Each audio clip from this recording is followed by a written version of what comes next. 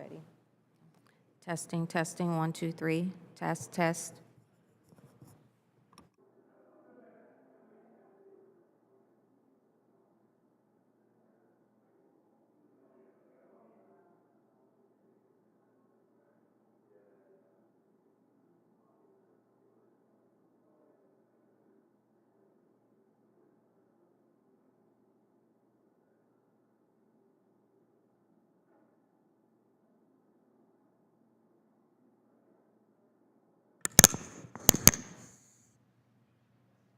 Testing, testing. Test, test.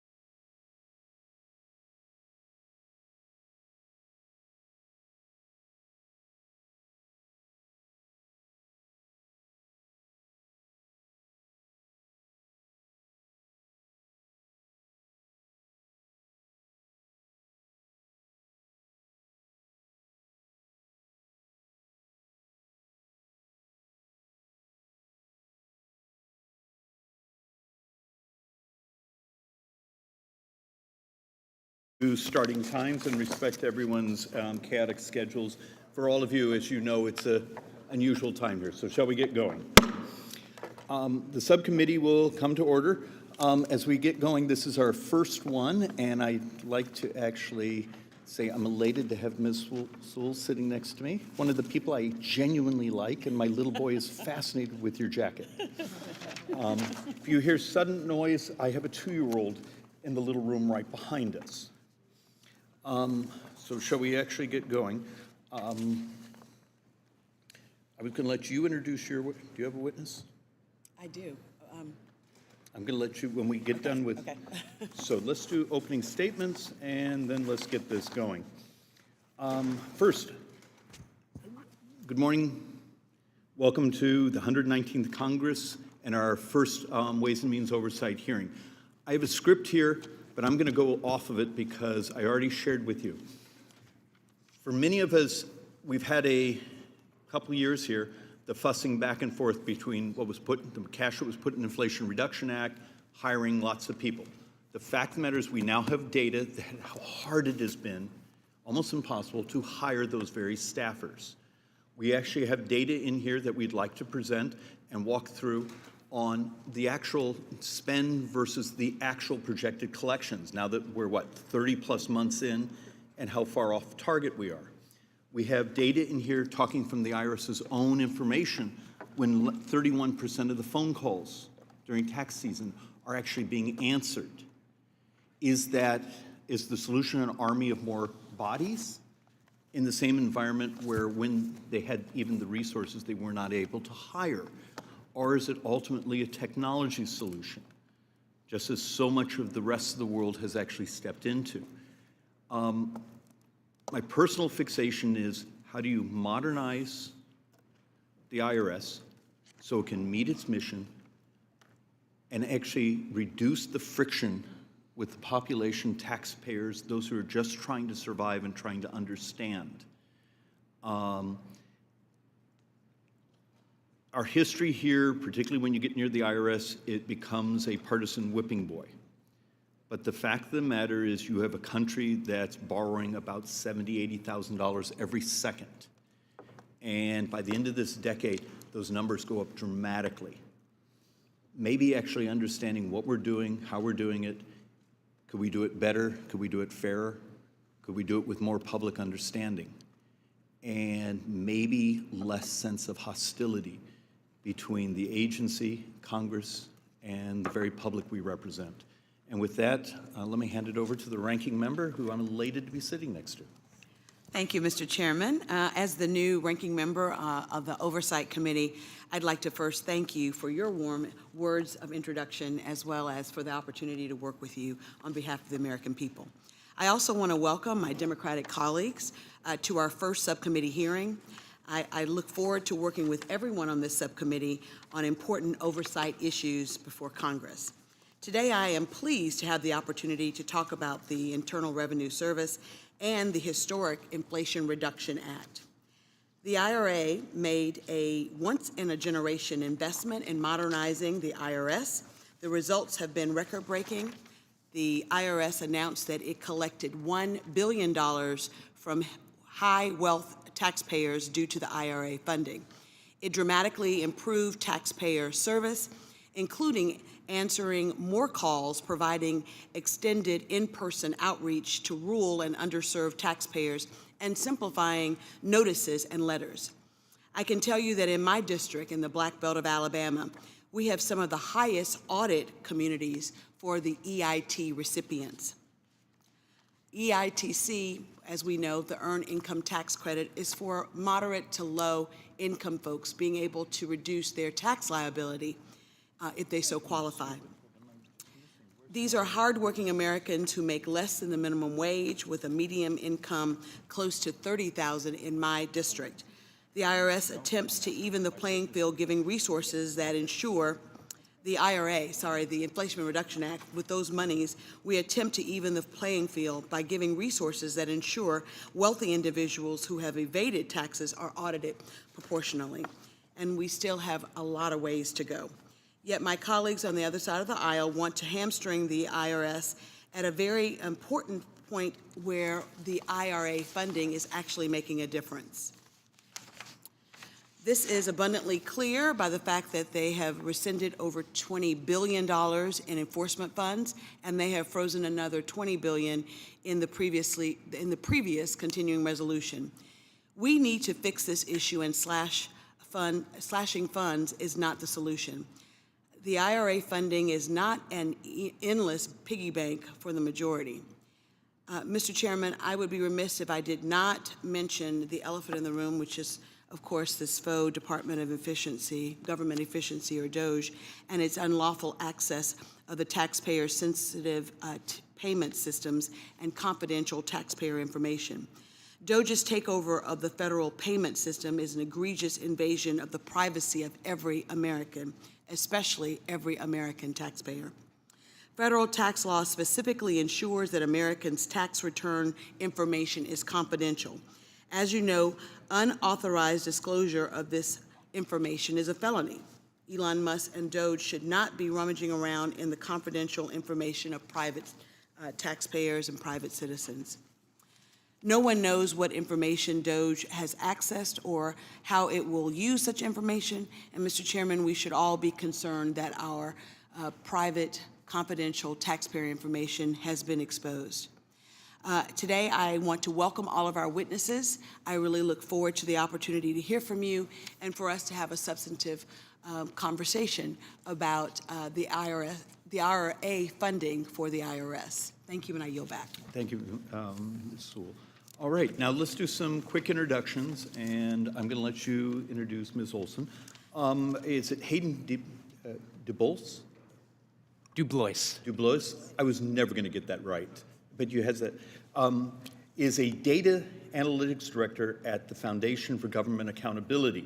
Pete Stepp is president of the National Taxpayers Union. Mish Ladwin? Chairman, it's Minesh Ladwa. Lad- Minesh Ladwa. Manish, all right, is Global Solution Managers for Tax and Revenue Management at SAP. And Kristen Koselek. Koselek, that one I might have gotten, is Managing Director for Financial Management and Assurance Team at the Government Accountability Office. And I'd like to introduce probably the easiest pronounced name on the on this witness list, Miss Nina Olson.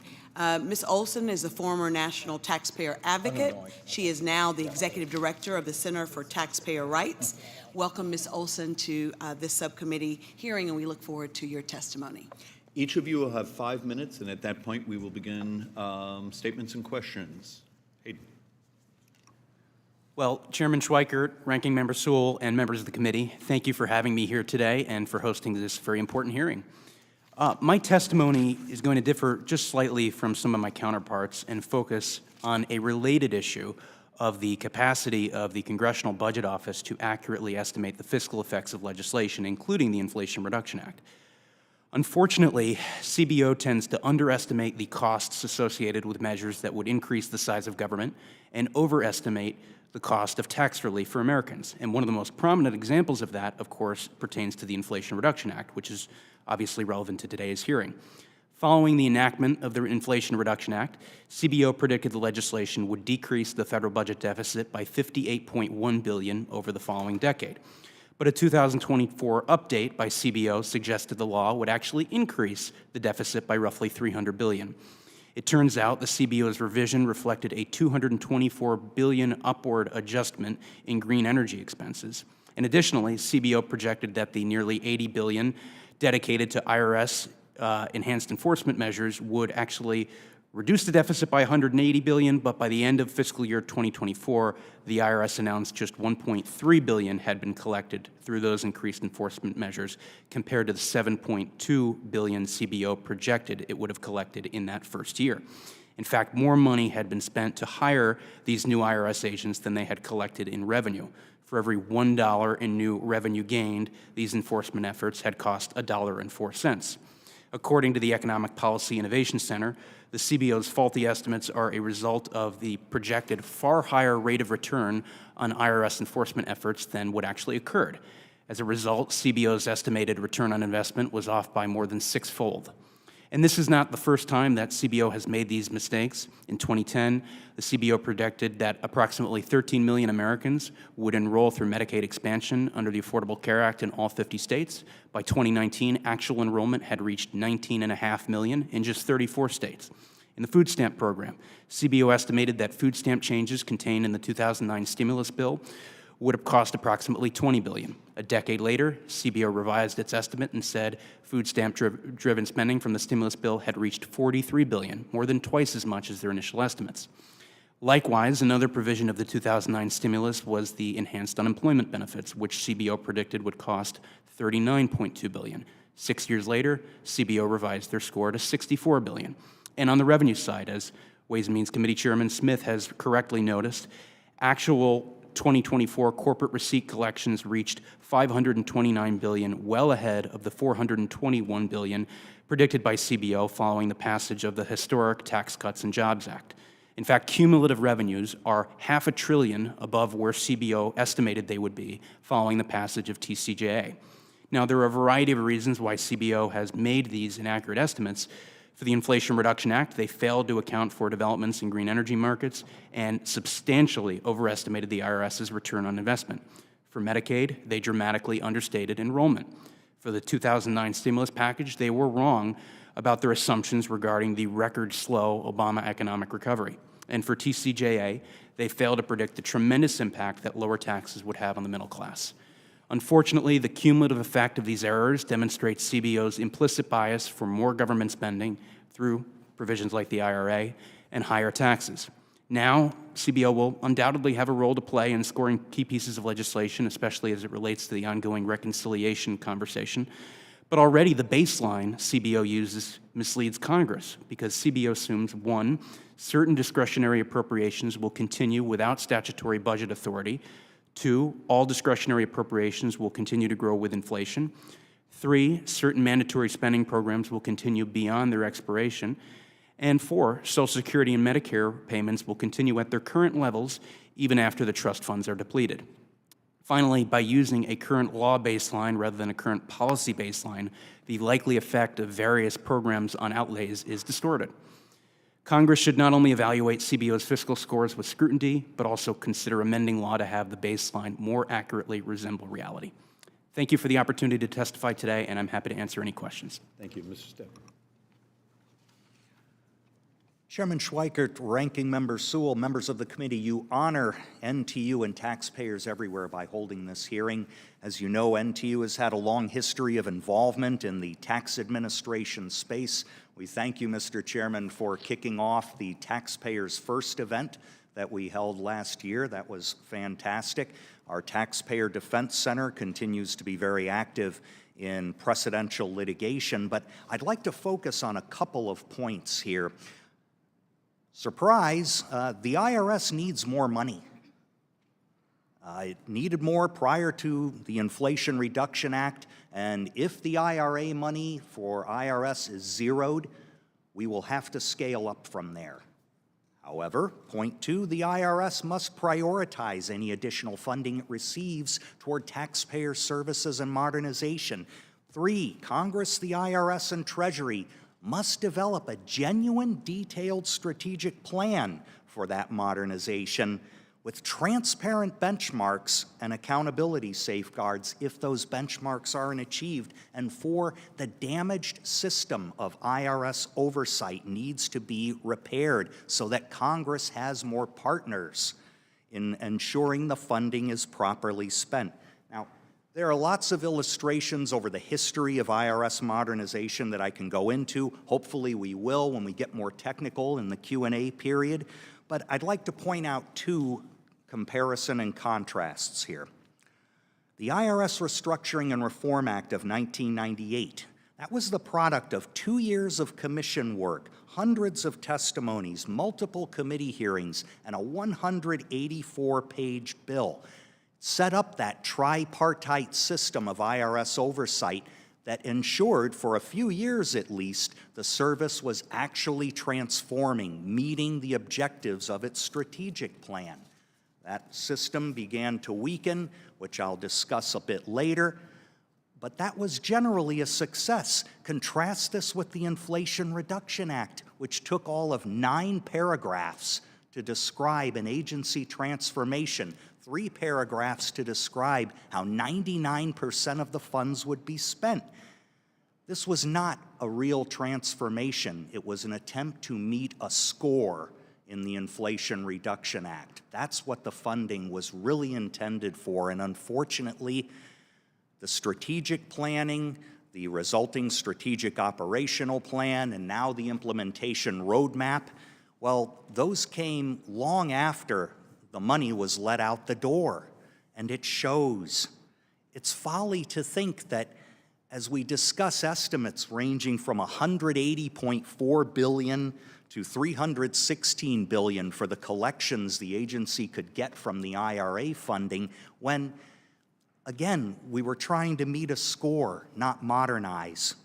We need to move forward with the real modernization here. And again, it's going to take money. There's no apparent project in the implementation roadmap for modernizing the individual master file or the business master file. Customer service priorities are starting to lag.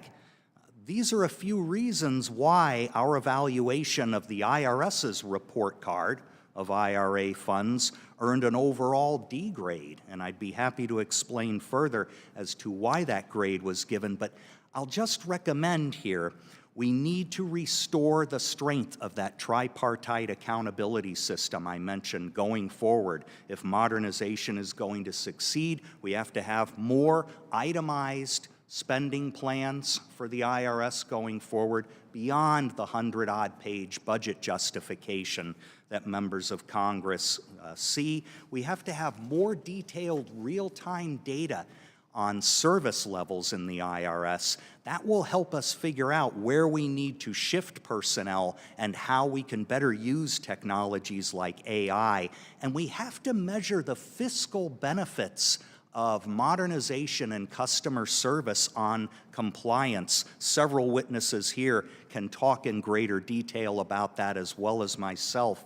But let me close this oral presentation with an important and inspiring quote.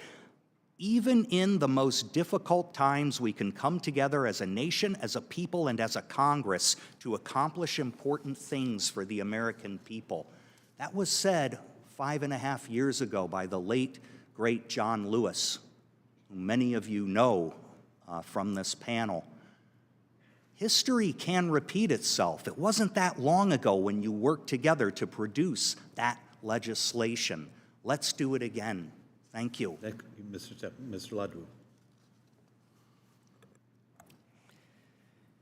So, Chairman Schweikert, Ranking Member Sewell, and distinguished members of the subcommittee, my name is Minesh Ladwa, and it is an absolute honor to be here today from London to discuss this opportunity about modernizing the IRS to put technology at the forefront of modernization that drives economic growth, compliance efficiency, and taxpayer engagement.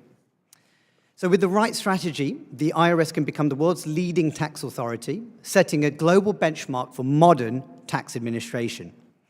It's not just about compliance and enforcement.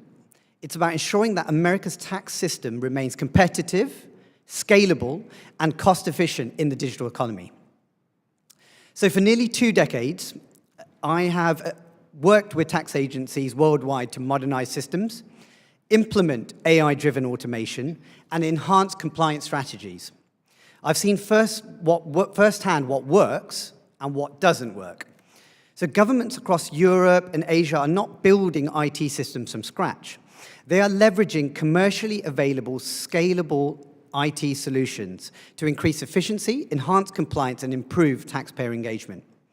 So today I want to focus on 3 critical, I was going to call it actions, but I would say suggestions. Number 1, transforming the IRS into a technology-first agency, moving beyond fragmented, custom-built IT solutions. Number 2, leveraging AI, automation, and digital services to reduce administrative burdens whilst improving compliance. And number 3, implementing a modernization in a phased, controlled manner, ensuring seamless revenue connection and taxpayer services. This is how we do it, and I want to share some ideas. So one of the biggest challenges tax agencies face globally is data fragmentation, disconnected systems, and inconsistent taxpayer records, and inefficiencies that increase compliance risks and costs. So there is a better way. So I like to think about a real-time AI-enabled tax platform that can provide things like 360-degree views of the taxpayer obligations, automate things like case management and call center, reducing manual reviews and errors whilst improving accuracy. Enable digital self-service tools, making compliance easier and faster. So how do you do it? Where do you begin with the scale that the IRS is? So one option for consideration, rather than a full-scale transformation, is taking a pragmatic approach. I would suggest we prototype, we leverage good taxpayers, big, large corporations that are willing to participate in pilot programs. We sometimes focus on, hey, let's solve, the big master file problem. Well, yes, it's a big issue, but how do we begin in a way that we don't have risk to revenue, but we can pilot these new programs with commercially available solutions? So if modernization is implemented effectively, here's what I believe the IRS could achieve and what I've seen sort of globally from around the globe. Potential anything between 5 to 40% improvement in tax debt collection using AI-driven compliance solutions.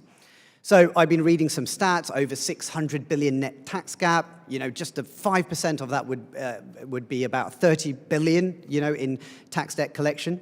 8 to 12% reduction in IT costs, eliminating things like outdated systems, and hopefully an automation of over 170 tax administration processes. I am going to say that modernization tax systems must not come at the expense of security or taxpayer trust. That's why leading tax agencies using secure cloud-based solutions that meet things like FedRAMP standards, ISO standards, that ensures that the IRS remains in full control of tax data. So, my final thought. Chairman Schweikert, Ranking Member Sewell, and distinguished members of the subcommittee. The IRS stands at a pivotal crossroads, so modernization isn't a choice, it's an economic necessity. The opportunity in front of us is to turn the IRS into the intelligent AI-driven tax agency that provides unified taxpayer views, internally and externally, uses AI and automation to enhance compliance, and delivers seamless digital taxpayer services. By adopting proven, commercially available solutions, the opportunity is now for the IRS to modernize at scale, becoming the global benchmark for technology-first tax administration, and setting a new standard for efficient, intelligent governance that serves the American people. I appreciate your time, and I look forward to your questions later. Thank you. Chairman Schweikert, Ranking Member Sewell, and members of the subcommittee. I am pleased to participate in today's hearing. I have been asked here today to discuss the Department of Treasury's payment process and related systems. Treasury operates and maintains systems that are critical to the government's financial infrastructure. This includes the disbursements of payments to the American public and businesses, the collection of taxes and revenues, and the borrowing of funds necessary to run the federal government. The general fund of the U.S. government is the reporting entity responsible for accounting for the cash activity of the federal government. The Secretary of the Treasury has delegated management of the general fund to the Bureau of the Fiscal Service. In fiscal year 2022, the general fund reported $23.2 trillion of cash inflows, primarily debt issuances and tax collections, and $22.8 trillion of cash outflows, primarily debt repayments. My statement today discusses our understanding of the payment process as they relate to the general fund and knowledge of the audit activities over the payment systems. This statement is based primarily on work we performed as part of our financial statement audit of the fiscal year 2022 schedules of the general fund. We are currently auditing the fiscal year 2024 schedules of the general fund, and we plan to issue that report in March of this year. Our fiscal year 2022 report provides more detailed information on the objectives, scope, and methodology for our audit. We conducted the work in which the statement is based in accordance with generally accepted government auditing standards. Those standards require that we plan and perform the audit to obtain sufficient appropriate evidence to provide a reasonable basis for our findings and conclusions based on our audit objectives, and we believe that our audit evidence provides a reasonable basis for our findings and conclusions. We audited the fiscal year 2022 schedules of the general fund because of their significance to the consolidated financial statements of the U.S. government. The Secretary of the Treasury, in coordination with the Director of the Office of Management and Budget, is required to annually submit audited financial statements for the executive branch of the U.S. government to the President and Congress. GAO is required to audit these statements. Our most recent report on the U.S. government's consolidated financial statements discusses progress that has been made, but also underscores that much work remains to improve federal financial management and that the federal government continues to face an unsustainable long-term fiscal path. We continue to encounter limitations that prevented us from expressing an opinion on the fiscal year 22 schedule of the general fund or on fiscal services' internal control over financial reporting relative to the schedules. We have provided recommendations to fiscal service to address these limitations in their financial reporting processes. Treasury agreed with our recommendations and has plans to address them. We will provide an update on their status in our fiscal year 2024 report. Our audit procedures included obtaining an understanding of the federal payment process and related internal controls over financial reporting relevant to our audits. The U.S. government disperses cash payments for various reasons. This includes federal debt redemptions and interest, federal income tax refunds, benefit payments, vendor and salary payments, and other miscellaneous payments. The majority of federal entities, such as individual departments and agencies, process their payments through fiscal services Treasury dispersing offices. These federal entities internally review and approve payments to be made and submit certified payment schedules to fiscal service using fiscal service systems. Federal entities are responsible for maintaining the detailed information supporting their payment transactions and related internal controls, such as controls designed to prevent improper payments, including fraud. Fiscal Service then processes the payment schedules via several system applications and submits payment files to the Federal Reserve to make the payments, which are primarily electronic fund transfers. Fiscal Services processes include certain edit and format checks, which can include checking scheduled payments against certain information in the Do Not Pay portal. After payments are made, various Fiscal Service systems capture payment information for accounting and reporting purposes. Since our initial audit of the schedules of the general fund, we have conducted limited audit procedures over information system controls. These included procedures related to access controls, configuration management, and security management. During the course of our audit, we also considered the results of relevant information system controls performed as part of Treasury's consolidated audit. In addition to audit procedures performed as part of recurring financial audits, Treasury's Office of Inspector General annually evaluates the effectiveness of Treasury's systems in accordance with the Federal Information Security Modernization Act. Chairman Schweikert, Ranking Member Sewell, and members of the subcommittee, this completes my prepared statement. I would be pleased to respond to questions that you may have.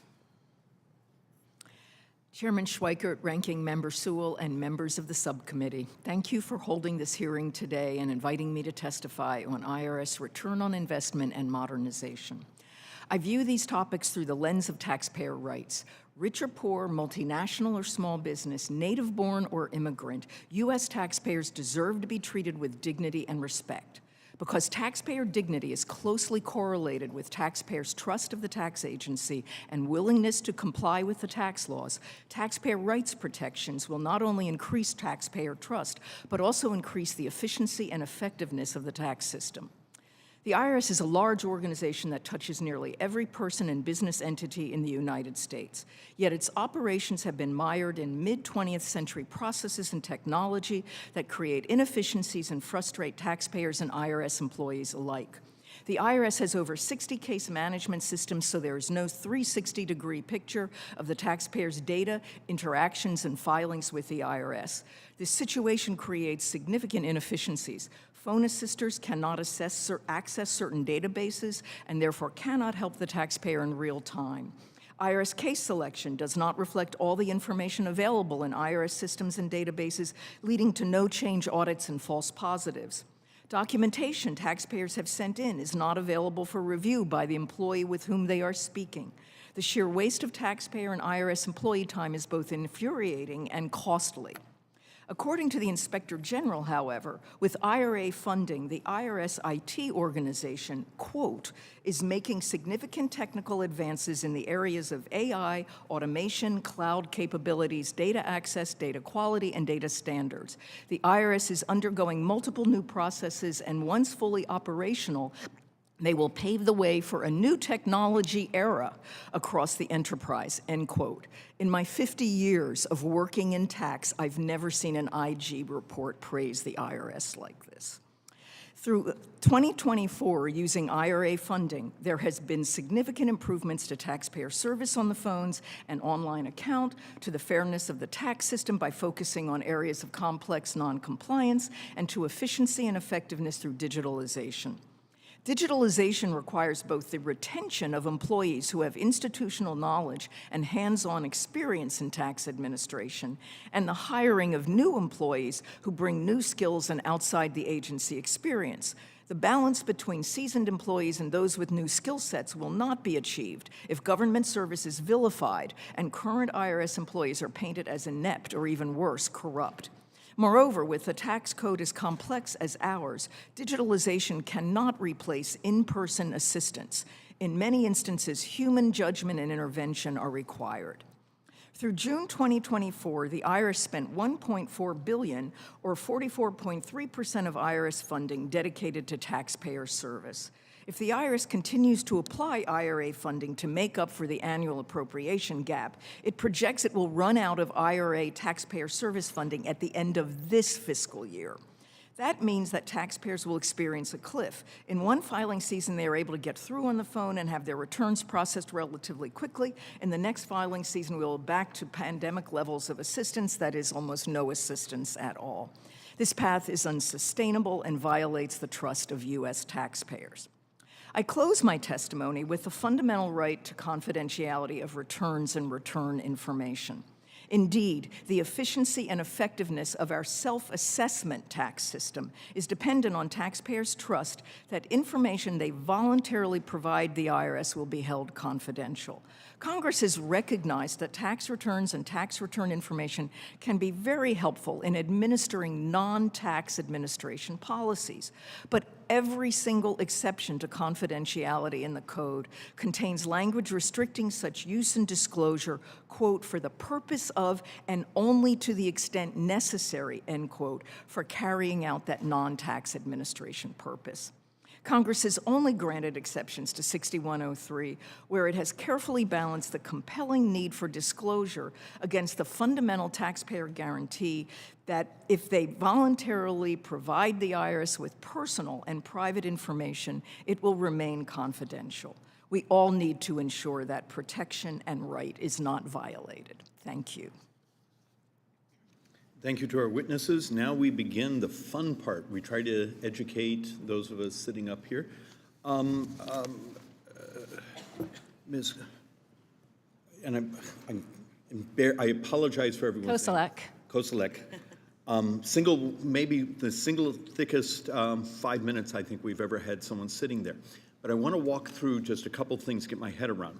Are you familiar with RAAS, Research Applied Analytics and Statistics Division? I am not. Okay, apparently they're the ones that are supposed to do certain data. They also do apparently data sharing agreements for researchers. Apparently right now there are more than 50 researchers that have that type of access. So, and part of my reason for this is, I know the pop culture right now is to attack Doge and those things, but the fact of the matter is the data we have says there's 50 researchers. How do you think groups on the left and the right write their, reports on so-and-so are being picked on or so-and-so aren't paying enough? But we also have letters going back a couple of years, and you touched on this, that for those who do have access for research, that we probably need additional protocols for privacy and security. Because it turns out right now, from what we're finding in our own quick research, which took us a half an hour, that 50 researchers out there actually look like they have more access over history than the current DOGE process does. So that will be fun to dig into and figure out what's true and what is pop culture. What if you, am I on track? So what I can say about access to sensitive systems, certainly there is an expectation that anybody collecting sensitive information, tax information, any kind of information. Well, my point was just, are you familiar with the fact that we're coming up with over 50 different research groups have access already? Yes, and there should be agreements in place, so that's what I was getting at. Okay. Anytime there's someone with access to information, there are policies that are expected to be followed, yes. Could I beg of you, for probably all of us out here who Yes. have an interest in that, please, can we just grab some of that and send it our direction? Absolutely. And you made a comment that, was it in the 22 audit, that you almost weren't able to complete that? Could you put some more information around that? Yep. So on both the general fund audit and on the consolidated financial statements audit of the U.S. government, GAO is unable to express an opinion on the financial statements, given various limitations in data available. At the general fund level, much of the information that's in the systems, like I said, details are maintained at agencies, and summary information is in some of the systems, and that prevents us from having the detailed information that would allow us to provide an opinion on the financial statements and the line items there. At the consolidated financial statement level, there are several reasons we're not able to give an opinion on those statements. One being challenges at the Department of Defense, in them being able to have good financial management systems and processes in place. The second being the ability of the government to eliminate transactions between each other, and then the third being in the consolidation process. So there are a variety of reasons that we are unable to give opinions on the statements, yes. Okay, and for years I've been trying to get an AI audit of the Pentagon just to, because they failed now 8 years. Now it turns out we should probably do the same with the IRS. Mr. Ladwa, could your system solve GAO's problem? I think we would have to look at the intricacies without a resounding yes or a no. I think there are sort of lots of complexities and processes between what I've just heard in order to do that. I would say there are, as I said, solutions that we provide that look at things like that to provide those. Well, Ms. Olson pointed out something that I'm surprised none of the rest of you did, 60 different sort of tracking systems for the individual taxpayer. You've done this now in other countries. How would you, if we reached out to you and said, fix it, how do you deal with that? So I think there was a few conversations around this master file that I've read a little bit about and know a little bit about the architecture in terms of tracking and audit. I think if I was going to tackle it and think about how you solve this problem, it's about consolidation and understanding where the data is, how it's being stored, how it's being accessed. And my first thing would be understanding and moving away from sort of old, archaic, custom-built file systems like this. That's the first, to ensure that we've got a consolidated taxpayer record.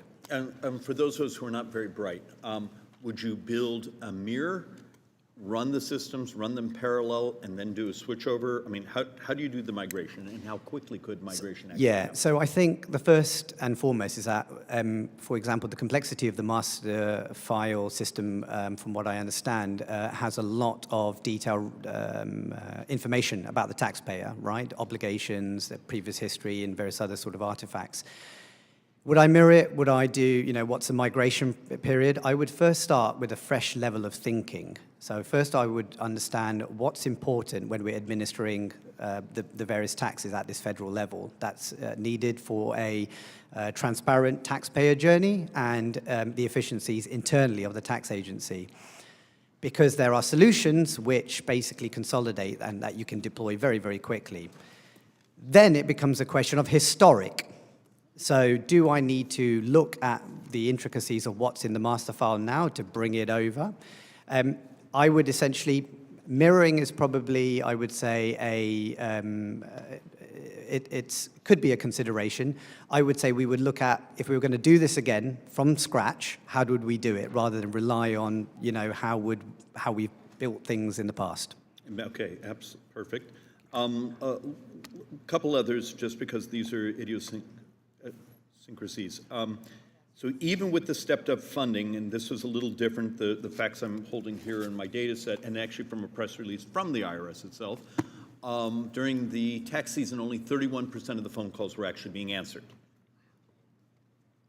If I came to you today and said, I need you to design me a hyper-accurate, hyper-friendly, so my mom calls, bless her soul, but it calls, and IRS chatbot stays on the phone, helps you fill out the form, maybe sends you a text message of the YouTube video of how to do the form, maybe a PDF if you don't have the form. Instead of a world where only 31% of the phone calls are being answered, and then I have the whole statistics here of how many of the responses are actually not accurate on those calls. How difficult would be that type of outreach technologically? Chairman, I don't think it's that difficult. I don't think it has to You be should that. just stop right there. That was Yeah. a brilliant answer. No, please, go on. Because this is a fixation, because first off, that's not right or left, it's just decency. Yeah, and I like to take tax administration right down to its basics, right? It's understanding what you need to populate and then populating it and then processing it. So in order to help, there are solutions that exist which do exactly those types of things, right? So when you're depending on the channel, you could absolutely, guide and do it effectively as long as you know exactly who the taxpayer is and what they're trying to file based upon their, previous history or them as an individual. It's not that hard. If I came to you, and this is one for anyone that would have comfort, Ms. Sewell and I have had this running conversation for years on, let's first just use certain quartiles, earned income tax credit populations. Past years, they delayed it by 2 months because of the amount of fraud of duplicate, tax forms are being put in. But that also ends up being a population now that will get multiple letters of inquiry. It's technically not audits, but please explain this to us. We've had a data scientist in our office a couple of years ago who basically said, if you just did a data match, you could wipe out the fraud because the quality, and it could be blinded public databases, commercial databases. If I came to you right now and said, I have a population here which qualifies under the law for an earned income tax credit. We want to get rid of the 2-month delay, but we want to eliminate the fake, the fraudulent tax forms being turned in trying to steal someone else's credit. You do that through an AI algorithm, a data bounce off commercially available databases. How do you solve both of our problems? Fixation of fraud, the morality of people getting something they're earned faster. Walk me through real quickly how you solve both of our problems. It's a great question. We've got 2 hours, right? So first and foremost, Chairman, I think the understanding before we talk about technology, yes, technology exists to be able to use things like machine learning algorithms, configurable business rules to be able to detect patterns, to understand who are our highest risk customers, should refunds be made, things like receipt submissions in terms of extractions and understanding what someone is claiming is what they are due. So I think first and foremost, the technology is there, it exists. I think the question would be is what are the rules and what are the sort of legal and policies that allow us to configure those rules in order to quickly be able to identify those? Right. My eccentricities have been dominating this too far. Ms. Sewell. So my initial questions are to our managing director of GAO. And I really do want very simple yes or no, because I only have 5 minutes and there are a lot of things I want to cover. So my first question is that, well, it's really not really a question. It's yesterday in the New York Times, 5 former Treasury secretaries wrote an op-ed entitled, "Our Democracy is Under Siege." Without objection, I would like to submit this article op-ed for the record. Without objection. In the op-ed, the former Treasury secretaries noted that the nation's payment systems has historically been operated by a very small group of nonpartisan career civil servants until recently, when that norm was upended. They also expressed significant data privacy, cybersecurity, and national security threats with, quote, political actors from the so-called Department of Government Efficiency being involved. I, too, am quite concerned about the privacy of my constituents and American taxpayers being accessed. So my question, yes or no, does GAO know what confidential tax or sensitive information was accessed and shared with DOJ? Yes or no? No, we do not. So GAO does not know what was shared. Please answer yes or no. Does GAO know who accessed the data or what code was rewritten? No, we have not done work on that. So I understand that there are audit laws that keep track of who accessed the payment systems. Can you answer yes or no? Is it possible for management to override controls in place and delete those audit logs? Logs are designed to, and I want to just mention the concept of segregation of duties. So when access is granted, I there only should be have a different few minutes, people so yes to or do the no, ma'am. audit logs. You can say you don't know. Yeah, we can get back to you. Generally, you'd have someone separate from who creates the audit logs monitoring them. So, Ms. Olson, please answer yes or no. Is there confidential taxpayer information protected by Section 6103 in the Treasury payment systems? Yes. Do you know what confidential taxpayer information is in the Treasury payment systems? Yes or no? Yes, at very least. So, Ms. Olson, I'm very concerned that this DOJ and unelected folks who have access to these payment informations. As the previous national taxpayer advocate, do you share my concerns? And what do you think I should say to my constituents who are really afraid that their taxpayer information, their confidential private information is being exposed? Now, I do know that the managing director did say that there were there may have been like 50 or so researchers that would, but they had contracts that specifically required them to keep that confidential private information confidential and private. So can you talk to us a little bit about that concern? And then I want to ask you, how do we address this with no budget for the IRS to actually do what it's supposed to do? I think everybody on this panel has said a couple of things. First, that the IRS needs to be reformed. And secondly, that the IRS has an outdated technology system, and we have to update it. All of those things take cost, and I'd like to know your concerns and how you would address them. Well, I'm very concerned about anyone accessing confidential taxpayer information. I'm a confidentiality hawk in that regard. And I think that if the law is followed, then the inappropriate people will not get access to that. There are criminal sanctions for improper inspection and disclosure. The issue is, how do you detect that? And that's really something that not only is for GAO and the Inspector General to look at, but also Congress to make sure that Inspector that's General, happening. I think all of them have been summarily I think the Inspector Generals have been summarily dismissed Right, by this but that administration. is their function, to look at fraud, waste, and abuse. I also think that there should be notification procedures, where someone's information has been accessed improperly, and that would give someone the right, an individual or any taxpayer, the right to sue in a private cause of action, either the federal government employee or an independent contractor or any person, is what the law says.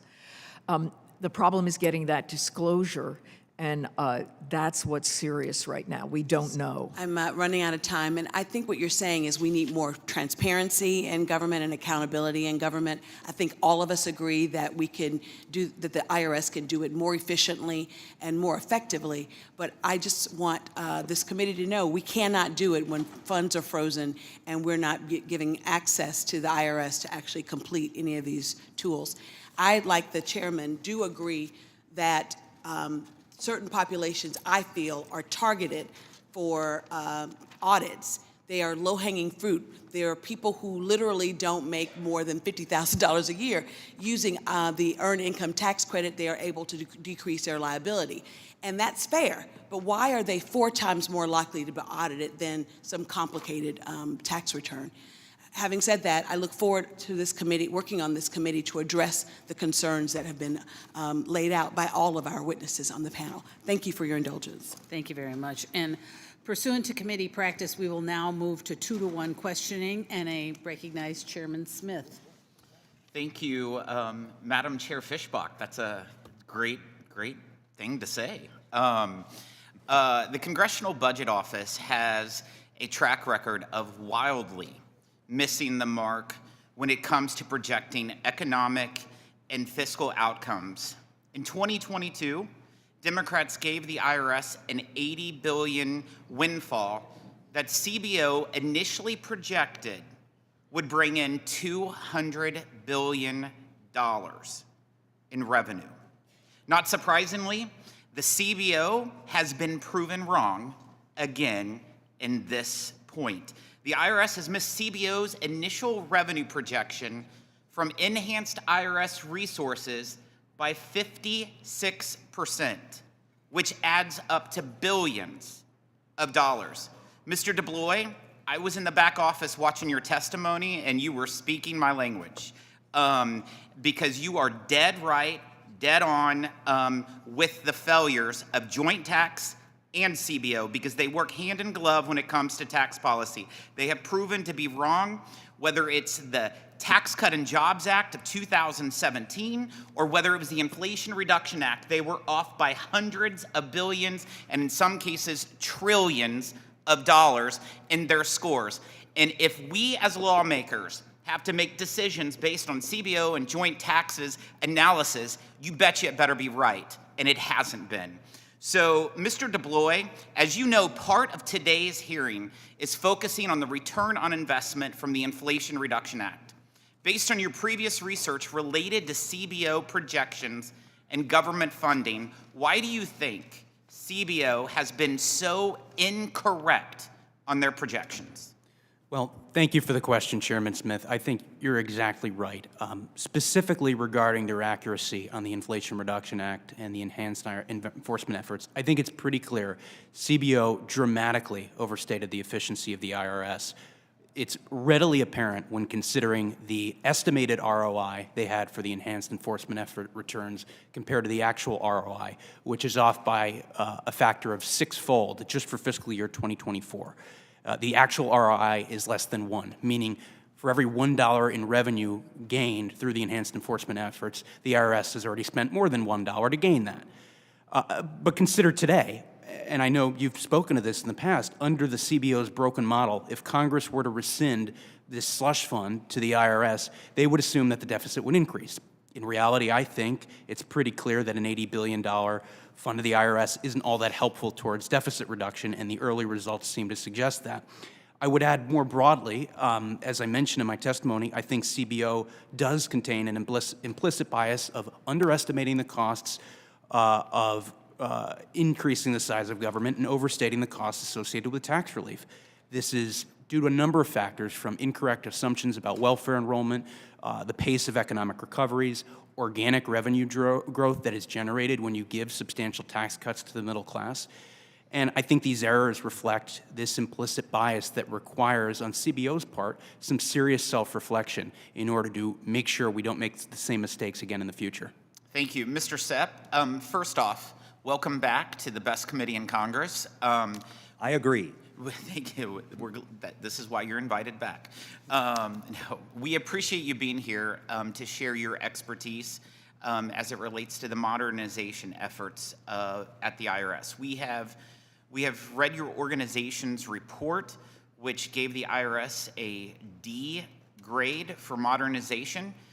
Can you share with the committee more about the IRS's history of modernization efforts, and what is the biggest factor that led to giving the agency a D in their modernization efforts? Glad to do so. The history of IRS modernization really dates back to the 1950s. There was an interesting headline in Time magazine in 1962 that the IRS is developing a computerized system of taxpayer records that will frighten the living daylights out of taxpayers. Since then, we've had various modernization programs under acronyms like IRP, TISM, TAS, TSR, all kinds of different modernization systems that have ballooned in costs dramatically, sometimes doubling in cost and falling behind. We're witnessing that now with the replacement of the individual master file. Back in 2009, the IRS had projected that this project would take until 2028 to complete. What's the date now? It's still 2028. Did the infusion of funding from IRA have any impact on that? Were they falling behind and it's allowing them just barely to keep up? We don't really know that because the metrics aren't adequate. That's one thing that went into the D grade in our report, and we've brought copies of it along by my colleague Debbie Jennings, who contributed very well to this testimony, along with Damian Brady. But there are other elements in the overall grade of D. The IRS actually did better in simplifying notices, letters, and forms, a B grade. I think that reflects some of what Nina had said. TIGTA is praising some of these modernization efforts, but in others, like I just said, progress in scanning technologies, customer service technologies, they're still not making the grade. We've got to help them do better. Thank you. Any American who has spent 1 minute interacting with the IRS knows the agency desperately needs to be modernized. But the main goal behind modernization ought to be improving the taxpayer experience, not just giving an agency with a horrible track record of betraying the trust of taxpayers billions of more dollars in additional funds to hire more people and increase audits. Mr. Ladwa, in your opinion as an expert in tax administration with nearly 2 decades of experience in modernizing tax agencies across the world, what can the IRS do to modernize its operations, and where does the IRS rank compared to other tax agencies when it comes to utilizing new technologies such as artificial intelligence and machine learning? Thank you, Chairman. I also would like to be invited back. So, I think we touched upon it in terms of, if I first start with taxpayer experience. And I think in order to get the best taxpayer experience, I think we need transparency and real-time transparency, not waiting to see, once I've submitted a tax return, what the amount I owe or am due is. In order to do that, we have to start with modernizing the databases that hold these types of customer records, the taxpayer records. We call them customers in the UK. I think, how does the IRS rank in terms of AI and modernization in general? I think I've seen from working with different countries that the first real sort of journey that people go on is actually recognizing that they need to modernize. Some countries don't even recognize that they need to modernize. I'm aware that there are sort of AI prototypes and things going on, but I think in parallel to deploying tactical solutions on top of old architectures, I think there needs to be a real review. My colleague next to me said the same thing in terms of really holding how we move away from the old COBOL-based systems into newer technologies, as well as deploying AI capabilities that can help increase tax revenue. Thank you, Mr. Chair. Thank you very much. And Mr. Du Bois, Chairman Smith kind of got at it and was mentioning some of the CBOs overestimating and some of the biases. And, you know, I was just wondering if maybe you could expand on some of those, getting at more of those biases, and what are some of the other biases that you think CBO has demonstrated how do you think they shape those incorrect projections and recognizing them, I guess? So just looking, maybe drill down a little bit more on what we were having the discussion with Chairman Smith. Sure, happy to, Congresswoman. So, a couple things. I think if you look over the last 15 years at some of the most substantial pieces of legislation that have been placed before Congress, whether it's the 2009 stimulus bill, the Affordable Care Act, the Inflation Reduction Act, we see an error rate that is alarming, because it means that Congress is not being equipped with the information they need to make accurate decisions at the time they're voting on legislation, because the actual costs associated with that legislation differs so substantially from the fiscal reality that occurs.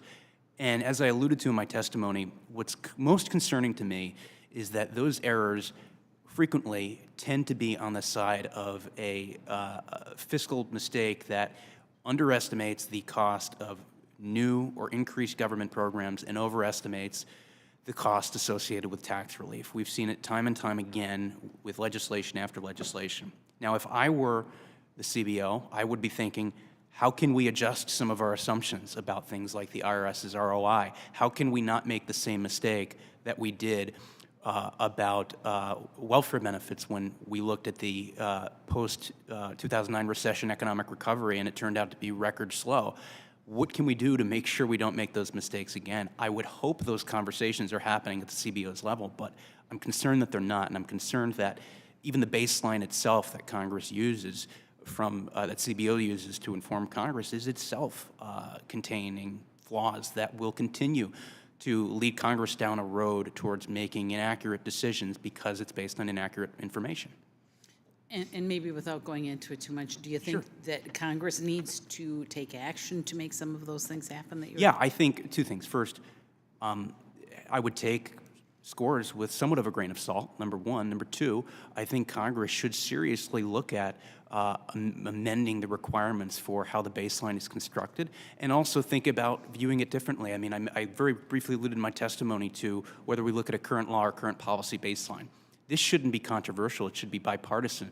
When the Bush tax cuts were up for expiration in the early 2010s, it was the Obama administration who was advocating for a current policy baseline. I think considering a current policy baseline in light of conversations around reconciliation is the right way to go, and yet CBO is continuing to use a current law baseline. So I think we need to have those conversations, and Congress should play a very important role in that.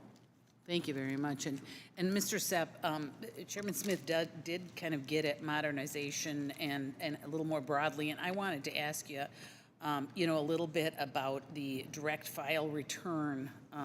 And, the Inflation Reduction Act contained $15 million for them to study the feasibility and costs of establishing the direct file program. Yet the Biden administration overstepped its authority and created the pilot program, which cost the IRS around $129 million without congressional approval. Do you agree that Congress did not authorize the establishment of the direct file program in the IRA? Yeah, I would agree with that. And the IRS had previously indicated that they are considering expanding the program. Given the over $900 per filer, they spent in 2024, do you think this would provide a good return on investment for taxpayers? No, because there are other imperatives that the IRS could be using these resources for. Let's pick a number. It's between $114 billion, which is what the IRS said it set aside first year of direct file, million, and $250 million to run the system a year. That's the high-end projection. Let's take a middle one at $200 million a year for direct file going forward over a 10-year period of time. $2 billion.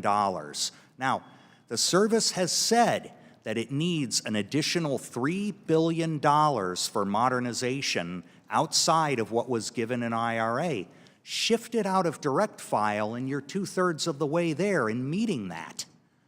Or take a look at low-income tax clinics and the volunteer income tax assistance program, the elderly tax counseling program.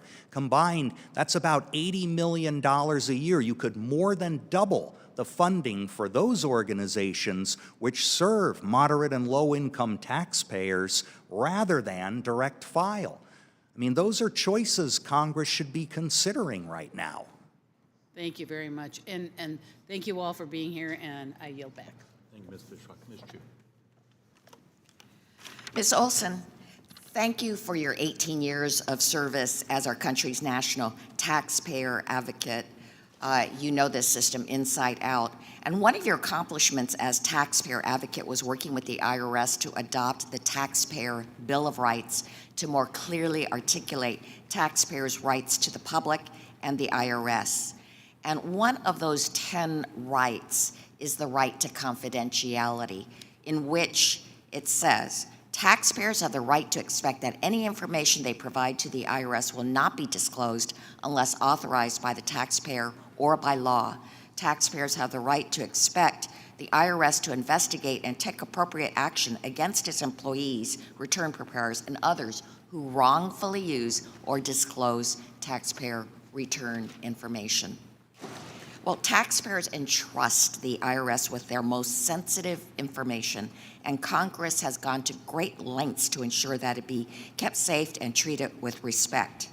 In fact, you asked us to imagine what would happen to that trust and to voluntary compliance if taxpayers' confidential information is inspected or disclosed by actors outside of the IRS.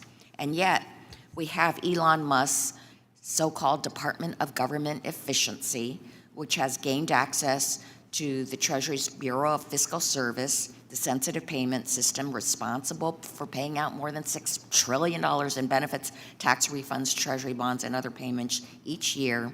And what that means is that unvetted, unaccountable billionaires and their staff could access people's Social Security numbers, bank information, and tax returns, which are protected under Section 6103 of the tax code. Can you specify the types of confidential taxpayer information that is in the payment system that is endangered through this action? And also, can you imagine for us what the consequences are to the voluntary system of taxpayer compliance with this action? Well, the very basic information that's available is the taxpayer's name, the taxpayer's identity, the amount of their address, their Social Security number, the amount of the refund, the type of tax that the refund relates to, the type, the year, if BFS is issuing a levy or doing an offset, you have all of that information, what the total debt is, et cetera. This is very personal information and can be very damaging to taxpayers. The fact that there is a debt that you have is something that is closely guarded unless the IRS has decided to file a notice of federal tax lien, and that is a very considered opinion, considered decision. And I want you to imagine what would happen to taxpayer compliance. Well, I personally believe that confidentiality is core at why taxpayers agree to send in and self-assess, let me repeat, self-assess their tax liabilities on the 1040 or whatever income tax return they're using. And if they believe that that information is widely disseminated throughout other federal agencies or state agencies or local agencies, then this will actually be a bar to people. It will chill people reporting information. Ms. Olson, the Trump administration sent an email to almost all federal employees, including IRS employees, about a so-called deferred resignation, but in reality, this was an attempt to pressure and coerce civil servants into quitting. What impact will that have on taxpayers who rely on the IRS, and will these coerced job cuts and firings even save the taxpayers' money? Well, I am concerned about the IRS workforce and my former employees, and I think what I said in my testimony, that in order to do true modernization, you have to retain the people who have institutional knowledge while you're bringing on more people. And trying to just willy-nilly disappear people or get them to retire means that you will very likely get the most talented people leaving because they can find their places in the private sector. So what you've done is a brain drain from the IRS, which will mean that modernization will not occur with that knowledge. Outside contractors cannot bring that internal knowledge of tax administration and the tax system, no matter how talented they are. And will it save us money? I doubt it in the long run. Thank you. I yield back. Ms. Olson, do you have any evidence that confidential taxpayer data has actually been illegally accessed or illegally disclosed? As GAO has said, we have not seen that. That's part of the problem, that there is no transparency. So we have on this. absolutely seen no evidence that that has happened, even though we've heard it today. I Except personally for the have fact not that we seen actually that. had existing IRS policies that allowed security measures to fail, that prevented an employee from unauthorizing access and leaking the tax returns of Donald Trump and approximately 76 other individuals way before we ever even saw Elon Musk take an interest in this. We do know that that happened. You know what? I know that IRS employees are trained from day one about But we do know, confidentiality I'm going of to return take my time back, information. Ms. Olson. I thank you very much. And if I may Ms. Olson, thank you continue. very much. But in stark contrast, Elon Musk's approach to this is about transparency. It's about open systems. And when we say transparency in government, it doesn't mean that allowing rogue employees to weaponize confidential records. It actually means creating systems where access is properly monitored, security logged, and justified with clear oversight. The IRS scandal demonstrates what happens when unaccountable bureaucrats control private citizen data with very little transparency or consequences. Musk's vision, by contrast, and he has been very clear about this, as is President Trump's vision, it represents a future where government efficiency is achieved through technological safeguards, open auditing mechanisms, and a commitment to individual privacy. So as much as we have heard all of these things about an unelected member of our community having access, we've seen what's happened when unelected bureaucrats have access. And we have seen thousands of information on taxpayers, and I would argue on Republican or highly conservative members of our society, have been leaked. That is a fact. That has happened. May I So respond? I actually have a statement I would like to make, but if you want to respond in writing later on, I would appreciate that. But I do want to get back to the point of this entire hearing, which I would hope both sides would want to do that. In conversations with North Texans, I have repeatedly heard complaints regarding the IRS persistent delays, their poor customer service and lack of responsiveness and transparency. And ironically, we continue to hear claims that the IRS just needs more funding to improve. But the fact is that when the government agency was given a significantly larger budget, it doubled its employee count, customer service actually declined, but harassment of law-abiding American taxpayers increased. And rather than focusing on improving the core functions of the IRS, the previous administration spent their time and our money creating misguided and expensive pet projects like the new direct file scheme. In its 2024 annual report to Congress, the National Taxpayer Advocate found that it took the IRS almost 2 years to resolve identity theft cases and issue refunds to victims. The advocate noted that, quote, these delays impacted nearly 500,000 taxpayers and were even worse than the delays seen in FY 2023. The delays were deemed unconscionable by the taxpayer advocate, and I could not agree more. In addition to an egregious delays in the processing of ERTC claims, delays in the processing of regular tax returns have hurt people across our country, especially small businesses and their most basic operations of the IRS. It must be modernized to better serve and protect small businesses. And I think that's exactly where you see the focus of this administration. Ms. Sepp, would you agree, or Mr. Sepp, would you agree that the IRS should focus on its congressionally mandated functions before embarking on questionable initiatives like the direct file program? Absolutely, it should. There are many priorities that should be in the front of the line here. And touching on this cybersecurity question, which we haven't really explored in detail, GAO has warned that the IRS lacks an oversight structure to protect taxpayer data from cyber as well as internal threats since 2018. And so how do we approach that comprehensively? I think it's a first things first kind of operation. We have to look at individual master file, business master file, cybersecurity, and devote the resources there. Thank you very much. And Mr. DeBlois, as has been mentioned, CBO failed to accurately project the amount of revenue that IRA funding would bring into the IRS, suggesting that perhaps the funding was not properly used on enhanced enforcement efforts in this instance.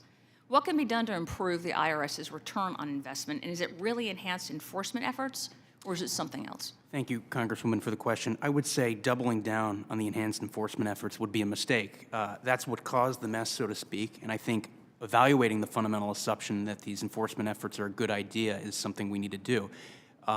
It's not just bad fiscal estimates and a poor ROI, it's the reality that these collection efforts are going to hit middle-class Americans. So collectively, I think Congress needs to reevaluate this $80 billion venture, realize it was a mistake that shouldn't be repeated, but also relieve the IRS of that funding and engage in better activities in the first place. Thank you very much, and I yield back. Ms. Malotakis. Thank you, Mr. Chairman. I want to use my time to highlight a real critical problem that has been facing my constituents, and that is the issue of stolen IRS checks. This has cost my constituents alone millions of dollars. And in 2022, there was $4.7 billion that was purposed for IRS business system modernization.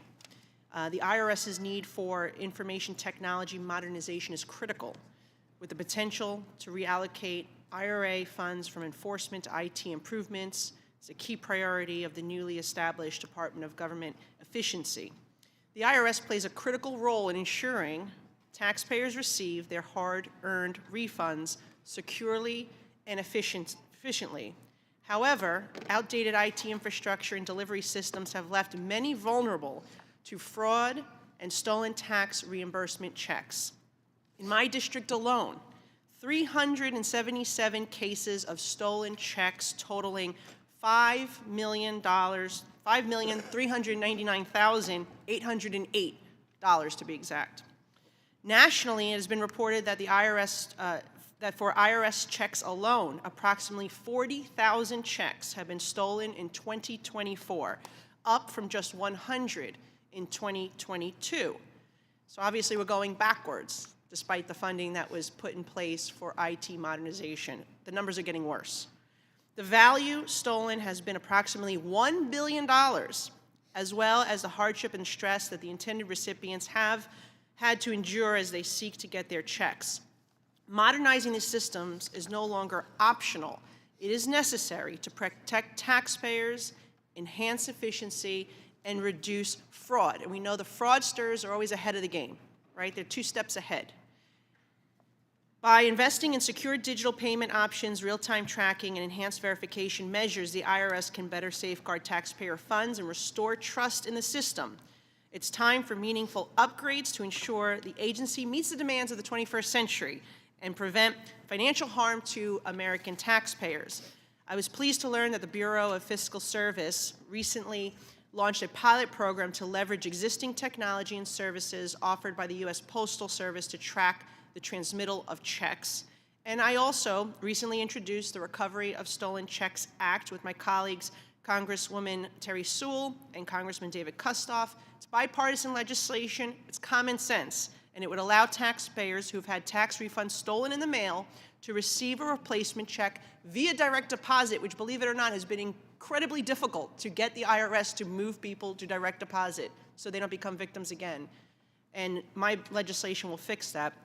So the IRS's failure to modernize and adapt has led to a significant rise in stolen checks and billions in dollars in fraud, but despite these ongoing issues, the agency still lacks the ability to offer taxpayers that direct deposit option when their checks are stolen. And so I'll start, I guess, with Mr. Ladwa, but I'm happy to hear from anyone who wants to chime in. Based on your experience working with these tax agencies from around the world, can you speak to the impact that modernizing will have on preventing fraud and abuse? And if you have any particular example of an effort that has led to secure tax refunds.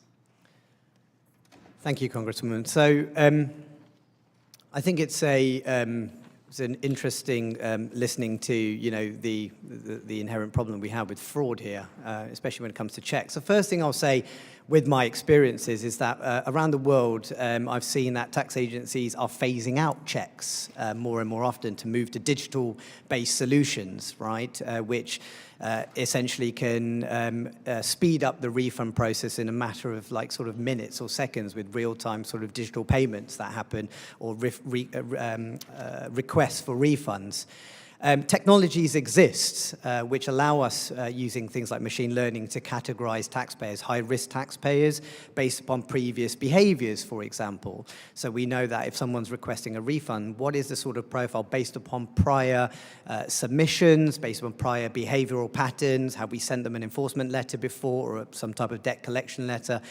Should we be having a human being audit this person before a refund be sent? So that's the first thing I'll say. In regards to specific references, I can get back to your staff in regards to... Mr. Sepp, I saw you nodding your head. Do you have anything you'd like to add there? Yeah. If I might add something. I would like for both of you to comment. Okay. If time allows, maybe Yes. a minute. Let me just add, there is a parallel experience going on right now in development of Farm Bill reauthorization. Food stamp fraud is a real problem. Also affecting and the district. there are electronic payment solutions being discussed there, so you'd probably have some great synergy with members who are crafting that bill.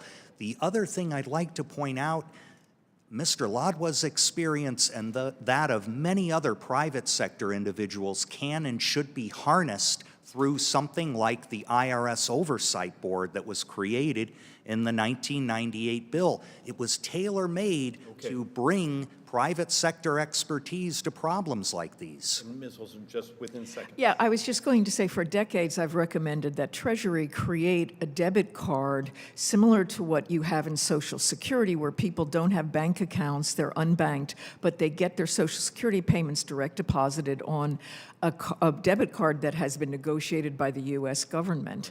And that is another solution to avoid some of these lost checks. Thank you. That's good. Thank you. Ms. Delbin. Thank you, Mr. Chairman, and I want to thank all our witnesses for being with us here today. At the direction of President Trump, Elon Musk, and the Doge, they've gained access to Americans' most sensitive personal data. President Trump and Elon Musk have clearly no respect for the rule of law. We've seen the IG fired, employees fired for disagreeing. In fact, I'd like to insert this article into the record titled, "The U.S. Treasury Claimed Doge Technologist Didn't Have Right Access When He Actually Did." Mr. Chairman, thank you. Elon Musk has called for the impeachment of the judge who blocked Doge's access to Treasury's database and has called for the president to defy judicial court orders. This is unprecedented, it's dangerous, and it's illegal. 5 former Treasury secretaries wrote about the dangers of providing unfettered access to our nation's payment systems to political actors like Musk and his team. Ms. Olson, thank you for all of your service. I wondered if you could talk about what events during the Nixon administration led to the major reform of what is now Section 6103, and what are the parallels between the events of nearly 50 years ago and those being taken by the Trump administration today? Your mic. Before I do, I'd like to correct the record that Craig Littlejohn was not an IRS employee. He was, in fact, an IRS contractor, and he is serving time in jail for his unlawful leaking of individual taxpayer return and return information. So it was not the IRS employees who leaked that. Regarding 1970s, what happened was that prior to 1976 and the Tax Reform Act of 1976, the president controlled the decision-making as far as who had access to return and return information. So the Department of Agriculture asked for all return information and returns on all American farmers. And that triggered Congress to be very concerned. What were you doing with this information? Why were you getting this information? At the same time, there was concern about the White House using return information both to target enemies, but also to inquire and interfere with audits of allies of the White House. So that politicization of return information led Congress to flip, so that whereas before 76, the president and the executive branch controlled who had access to that information, 6103 says very clearly that return information is confidential, returns and return information is confidential, and it is not to be shared except by statute, namely where Congress describes where and how it's going to be shared and subject to what limitations. Thank you. Can you speak to the importance of Treasury maintaining the disbursement of congressionally authorized payments and the risks of breaching a fundamental trust and suspending those funds? Well, I just think this is very personal information, and if we're asking people to come in and give us their financial information so we don't have to spend billions of dollars seeking it and tracking people down, then it's very important that they know that that information is held closely to the government's chest and not shared willy-nilly around agencies, only for specific purposes that Congress has authorized. And finally, how did the actions of the DOGE, the Department of Government Efficiency, and Elon Musk threaten the fundamental rights of taxpayers, and how does that impact the efficiency of our tax system? Well, see, that's very hard to answer because we don't know what they're doing. So we don't know if what they're doing is actually pursuant to a legally authorized exception or it's not. And that's where we have to have greater transparency on this. And I think the question marks are creating uncertainty and concern among taxpayers about how their information is being used and who's getting it. And that will erode trust in the tax system. And in the absence of an inspector general to provide accountability, who's going to provide that? I don't know. If you find out that your information has been improperly accessed, you have access to the courts to be able to sue, and if it's by a third party, it's subject to punitive damages. And that's after the effect? That's after the effect. And for the taxpayers who Craig Littlejohn unconscionably exposed their information, that is small comfort. So if we want transparency, we should have Congress needs to have a knowledge of what's going on, and any action needs to be approved by Congress. That is the Inspector General's task, to detect fraud, waste, and abuse. And in the tax agency, they particularly look at violations of 6103. It is their job to investigate that. It's unfortunate that there's not bipartisan consensus on that. Thank you so much. I yield back, Mr. Chairman. Thank you. And the chair recognizes Mr. Yacom from Indiana. Thank you, Madam Chair, and thank you to our witnesses for being here today. Ms. Olson, Mr. Littlejohn was an IRS contractor that stole the tax returns for thousands of Americans, including President Trump. He pled guilty to, do you know how many counts of unauthorized disclosure of tax return? I don't know. I understand maybe 70 some odd. One count. One count he pled guilty on. There are, and we prosecute, by the way, for serial killers. We don't prosecute them just on one count. We go after everything. But on this one, we went after truly, ultimately, one count. There are 5,000 IRS contractors today that have access to confidential taxpayer data. Ms. Olson, do you know if the IRS has closed all of the vulnerabilities that allowed Mr. Littlejohn to steal this information?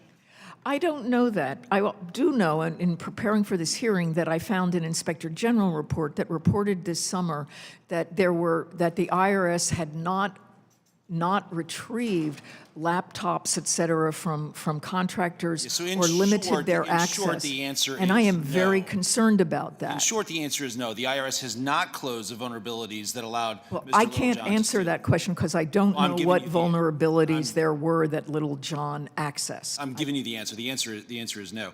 So the largest wholesale theft of confidential taxpayer information, we had just one charge. How many years is he doing in prison? Do we know the answer to that?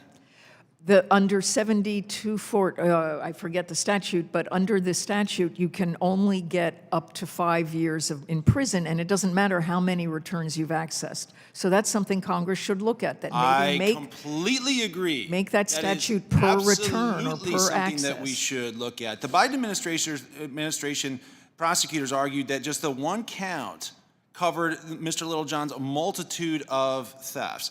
and he leaked confidential tax returns to 2 news outlets. Do you know, are those news outlets authorized to view confidential tax information on those thousands of Americans? No, they are not.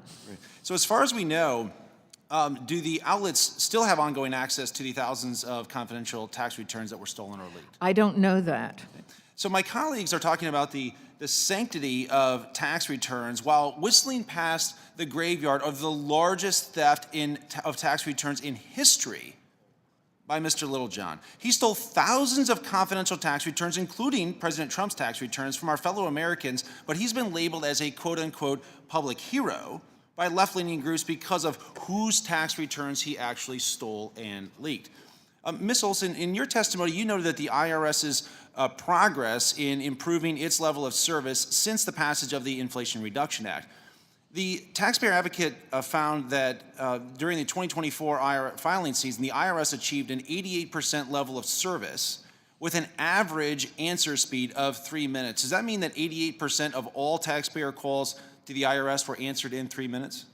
No, what it means, this is part of the problem with that measure. What that measure does is it measures how many calls that were routed by the phone tree system to a live assister were answered.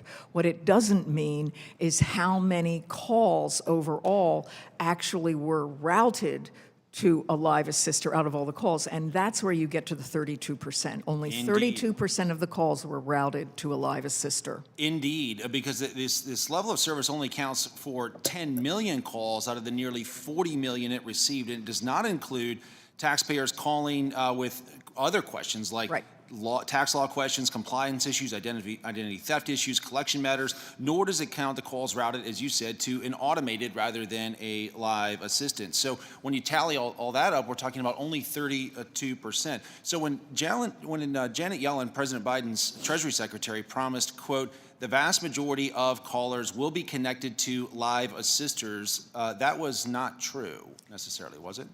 Well, not when you count all the calls, that's correct. So when you, to sum things up, by quoting the Taxpayer Advocate one more time, the Biden IRS, quote, allocated resources to hit ambitious but arbitrary goals that mean less than meets the eye, and consequently have required the IRS to neglect calls to other telephone lines and work streams like paper correspondence. You know, the pomp and pageantry surrounding the Inflation Reduction Act's improvements to the IRS customer service is, I think, a bit of a mirage. It's like looking at Sunday's Super Bowl result and saying, well, yeah, but Patrick Mahomes, he threw for 257 yards, but Jalen Hurts only threw for 221. So sometimes the underlying stats don't always tell the real and actual story of the game. And with that, Mr. Chairman, I do yield back. I was wondering how long it was going to be before someone did a Super Bowl reference. Mr. Miller.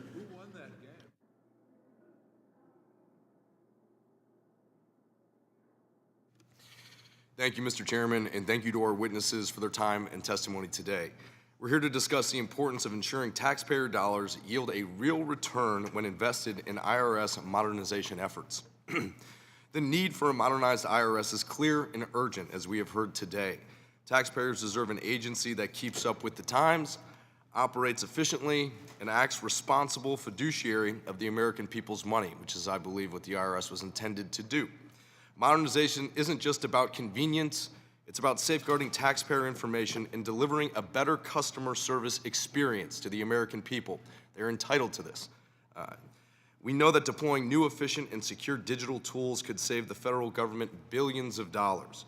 Unfortunately, the IRS has struggled to deliver these intended outcomes, and rather than investing in new and more secure technologies, which is somewhat puzzling to me, and we'll get into it, the agency continues to utilize decades-old systems, which only make sensitive taxpayer information more vulnerable. Mr. Sepp, by now we are all well aware of the legacy systems at the IRS. Not only does the IRS continue to utilize hundreds of old and obsolete systems, including fax machines to store and analyze and transfer sensitive taxpayer information, but the IRS also fails to attempt to improve these systems. And look, let's be real. It looks like I just graduated from high school 2 days ago. I haven't even seen a fax machine out in the wild. I mean, anyone here that is working in technology or innovation in business and technology, or even for the public, government to operate off for the American people. I don't even know what a fax machine looks like. Excuse me. It is confounding to me, and I understand that to a certain extent you may say it's more secure because of a phone line, but I'm not buying it anymore. It's 1960s technology. I was born in 1988. We need to do better. Going back, Mr. Sepp, can you speak to the risk associated with continuing to use and failing to maintain or update these legacy IT systems, especially considering the sensitive and private taxpayer information that is stored on them?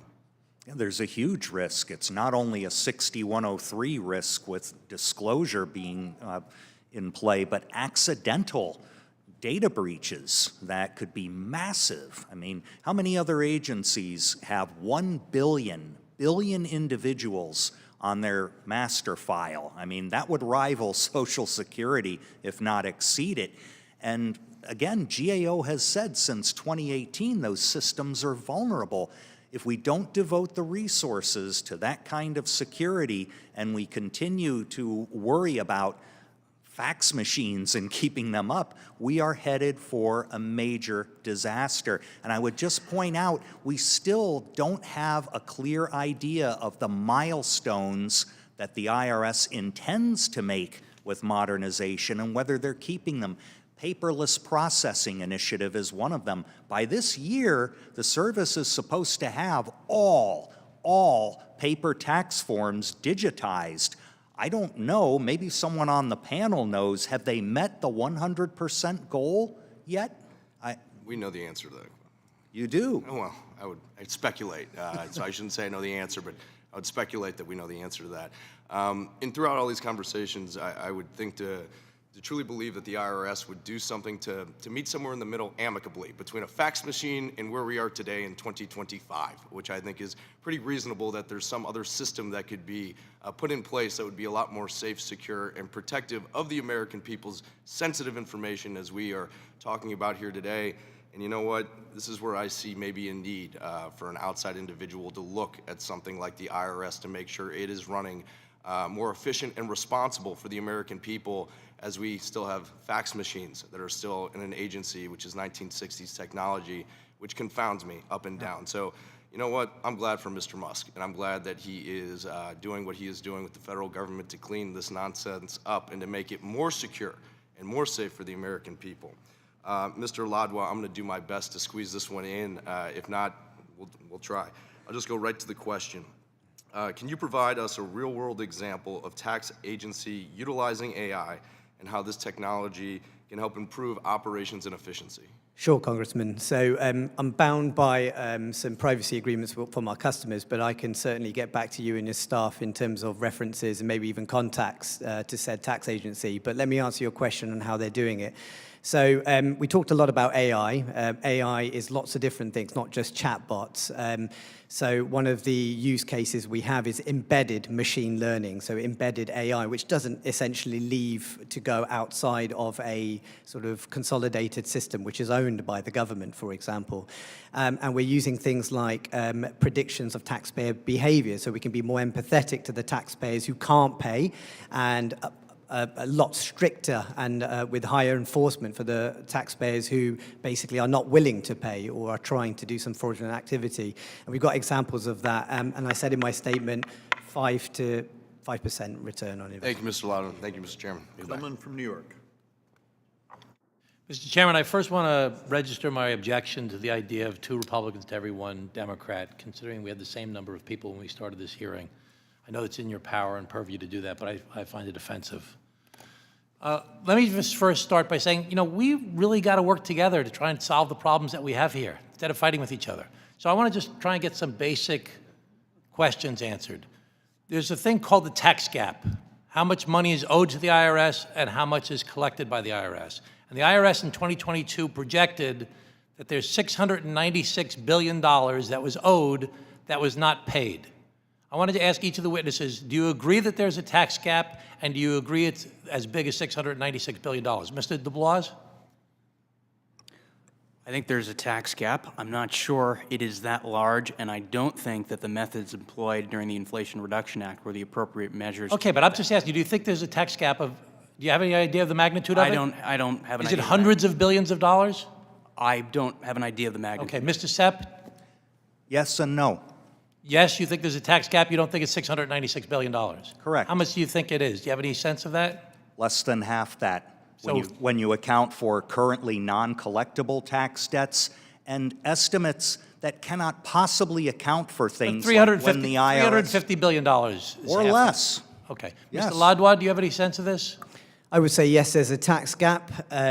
It's probably inappropriate of me from being from the United Kingdom to comment on the US tax gap. Okay, Ms. Kochlicek? Yes, GAO, I think, has reported on the tax gap, and we can get back to you with the details on the specifics. Ms. Olson?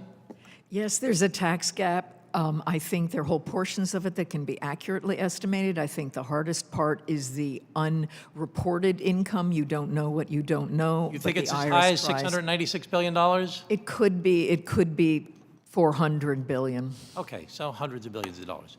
Okay, so what's the best way for us to get that money? And I need quick answers from people. What's the best way for us to collect that money? So it's a combination of doing audits and collection, but also taxpayer service. And if I may just talk about return on investment for a minute. No one's I don't want to. calculating. Ms. Kochlicek, what's the best way for us to collect that money? I can get back to you on that. I think we do have some Mr. more. Ladwa, what's the best way for us to collect that money? Understand who's filing late, who's paying late, and why they're paying late. Mr. Sepp? Taxpayer service and modernization comes first. And that includes the technology that Mr. Miller was referring to. We got this crazy outdated system. Yes. Mr. Dubois?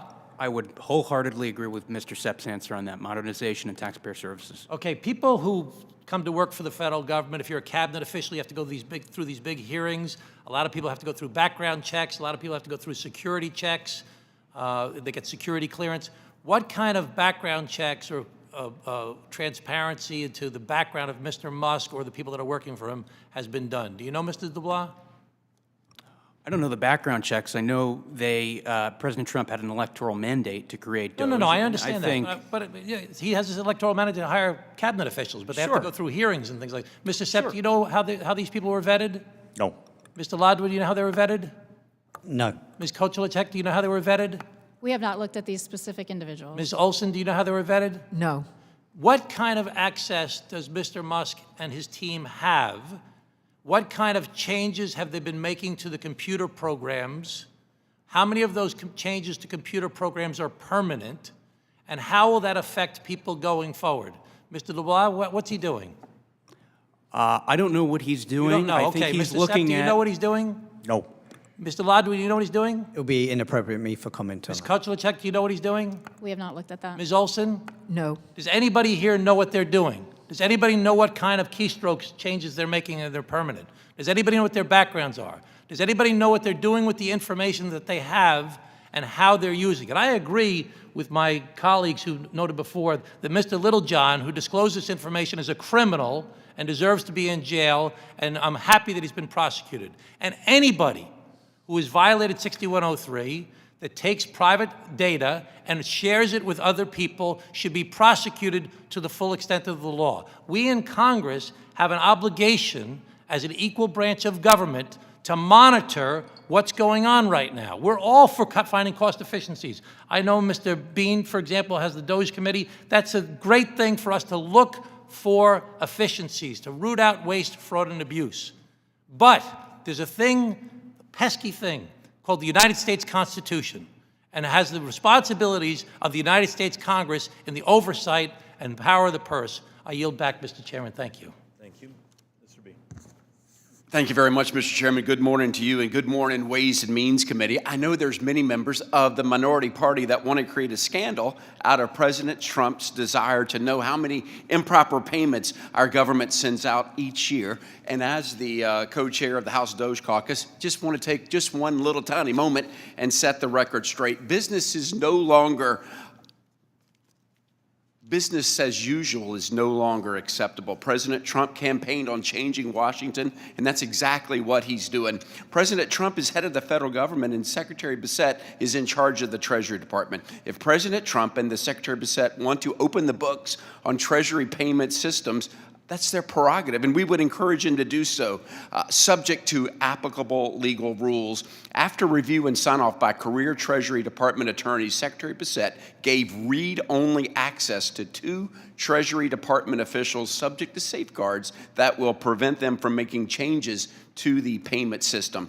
Elon Musk himself does not have access to the system. Neither he nor DOJ have the power to cut off Social Security checks, Medicare benefits, or tax refunds. To clear up other issues, Elon Musk is a federal employee, special government employee, and he currently holds a top secret security clearance that was granted by President Biden in 2022.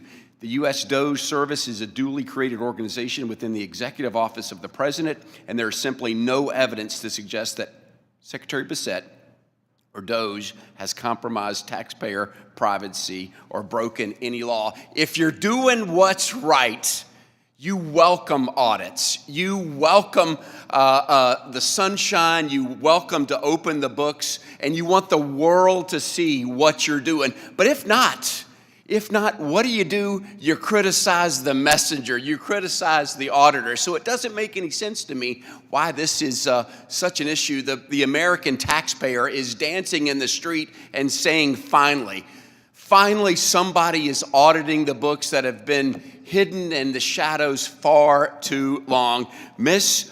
Kocholek, is there any evidence at all that confidential taxpayer data has been illegally accessed or illegally disclosed? We have not done any work to identify if that has occurred. In short, a no. There's no evidence. There's no evidence. So there's smoke, there's accusations, but no evidence. So let's talk modernization. Mr. DeBlois, Mr. Sepp, Mr. Ladwa, we've been given a D. The IRS has been given a D on the grade of modernization. Is the D the correct grade? Is that fair that they've been given a D? In our report card, which Debbie Jennings and my colleague Damian Brady contributed to, we think it's a fair grade. It's a fair grade, but wait a minute. We're using technology in your testimony, Mr. Sepp. You say we're using technology from the 60s. From the 60s. Wouldn't a grade of F be more appropriate? That was the overall grade based on a B in form design, a C in other Gotcha. things. So it is still a low grade, we agree. Mr. Ladwa, you see world over. You see foreign nations' IRSs. Is it just us, or is everybody stuck in the 60s? Or is it just the United States IRS tax collection? There are other countries, but a lot of them have already started their modernization some time ago. Okay, very good. Mr. Du Bois, why? Why is the IRS stuck in the decade of rotary phones and black and white televisions that were 3 feet wide? Well, I think it's a great question, Congressman, and I think that's the question that the folks over at DOJ and Mr. Musk want to answer, which is why they're rightly turning a microscope under this agency that comes with an electoral mandate from President Trump. There was a poll out this morning I saw coming in that DOJ has a net approval rating well outside the margin of error. As a taxpayer, I'm glad we're getting scrutiny on that, and I would add, There's been a lot of comments about unelected bureaucrats having or unelected individuals having access to information. The entirety of the Internal Revenue Service is unelected. I welcome a microscope on that type of expenditure. And you, like me, like any taxpayer, is ready to do a dance in the street. Finally, they're getting some accountability.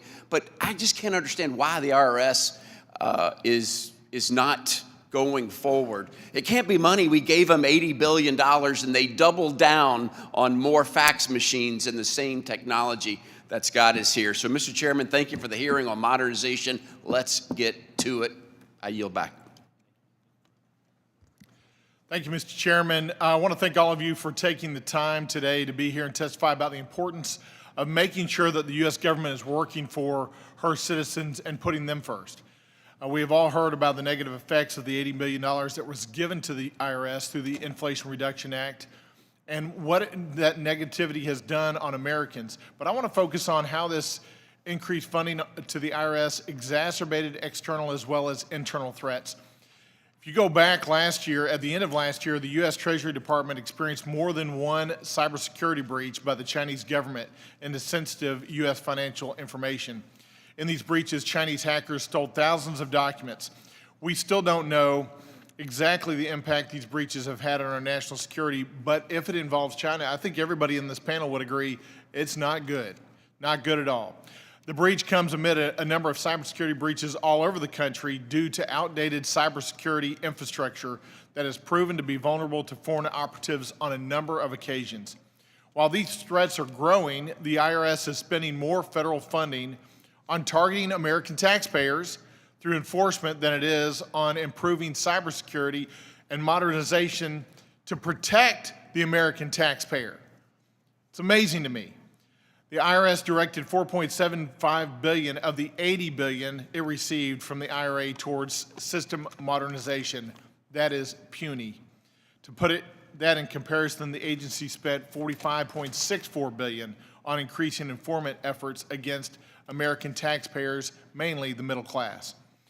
In August 2024, the U.S. Treasury Inspector General for Tax Administration released a report stating that the IRS had made little to no progress on implementing safeguards for Americans making less than $400,000 a year, even though they continue to jack up their enforcement efforts against those very individuals. That puts Americans in the crosshair and leaves China out of the crosshair, where they need to be in the crosshair. I find this unfortunate and very ironic, given the inability of the IRS simply to answer questions, respond to my constituents. I hear from them every day that they send an inquiry, my taxpayers send back information, and the IRS will not respond timely and will not provide information. Mr. Ladwa, could you explain the ways you've seen other modernized countries throughout the world ramp up cybersecurity efforts within their tax and revenue systems to thwart potential threats, particularly from adversarial nations like China and Russia? Thank you, Congressman. So what I will say, without going into the details of cybersecurity, is that these commercially available solutions in terms of infrastructure, in terms of application access and stuff, which essentially has taxpayer records and taxpayer information, are battle tested and are created specifically for cybersecurity attacks by spending, us as private sector companies spend like millions, hundreds of millions of pounds ensuring that we're preventative against these types of measures. Yeah, does anybody on the panel, if you do, raise your hand, does anybody think we need to be spending more money of the money allocated to the IRS towards enforcement against American taxpayers, or should we be doing it more towards enforcement and protection against cybersecurity threats of China? I think everybody in the panel would say we need to protect the American taxpayer. We need to put more into cybersecurity threats and protecting our American taxpayer data than we should about enforcing these mechanisms against the American taxpayers. Do you guys agree with that?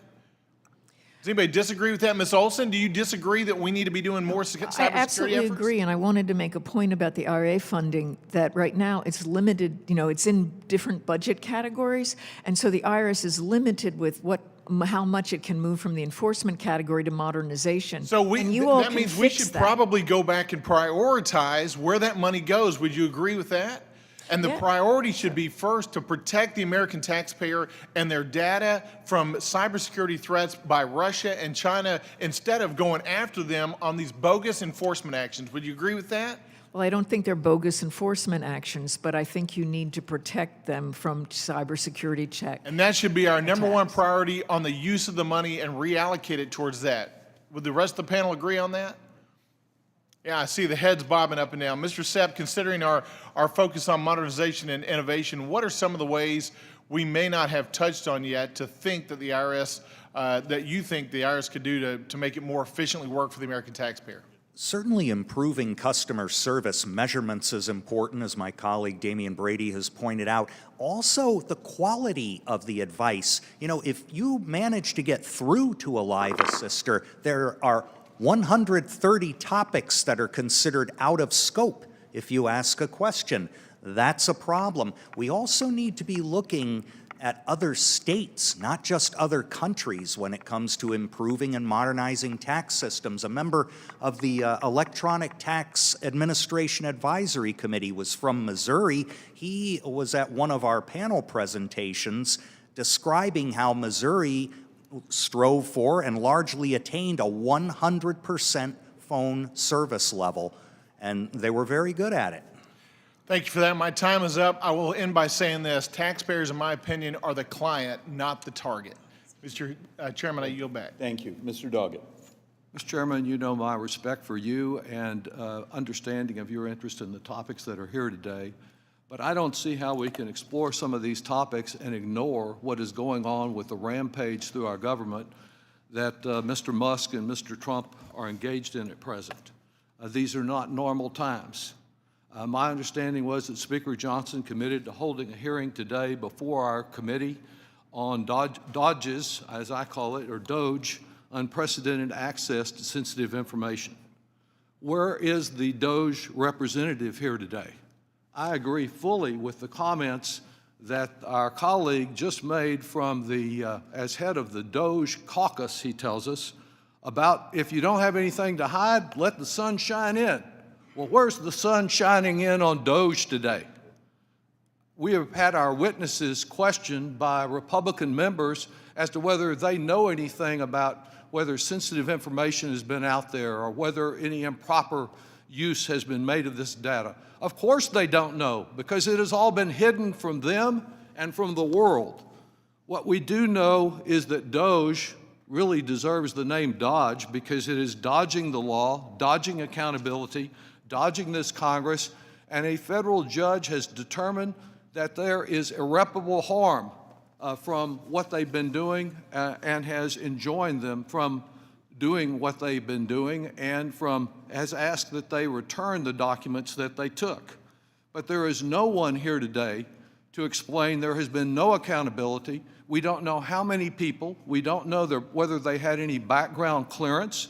We don't know what use they have made, though there have been claims made today and prior to today that they were read-only. There is plenty of evidence that it went far beyond reading and has been used to cut off funds. Mr. Musk has never been elected to anything, and yet through his minions, his musketeers, he's been accorded access to the most confidential information on every American citizen, information about Social Security, about health care, about bank accounts, about tax return information that is so sensitive that if you expose it improperly, you can go to prison for 5 years. The safeguards on this abusive use of this information are lacking. Now, there was reference to the Inspector General. Would that we had an Inspector General, but remember that as a part of insulating himself from any independent accountability, the watchdog over at the Treasury Department was fired by President Trump, along with 17 other inspectors who had the responsibility of safeguarding the public interest and looking for waste, fraud, and abuse. The former career official, 35 years at the Treasury Department, a nonpartisan guardian of our privacy, he was pushed aside because he had the audacity to question this 25-year-old Musk minion coming in and going through the records of every American. This is highly sensitive and confidential information. What we do know, and we don't know much about this 25-year-old, but we know that he recently boasted that, quote, "For the record, I was racist before it was cool," and urged that we, quote, "normalize Indian hate," as he denigrated Indian Americans.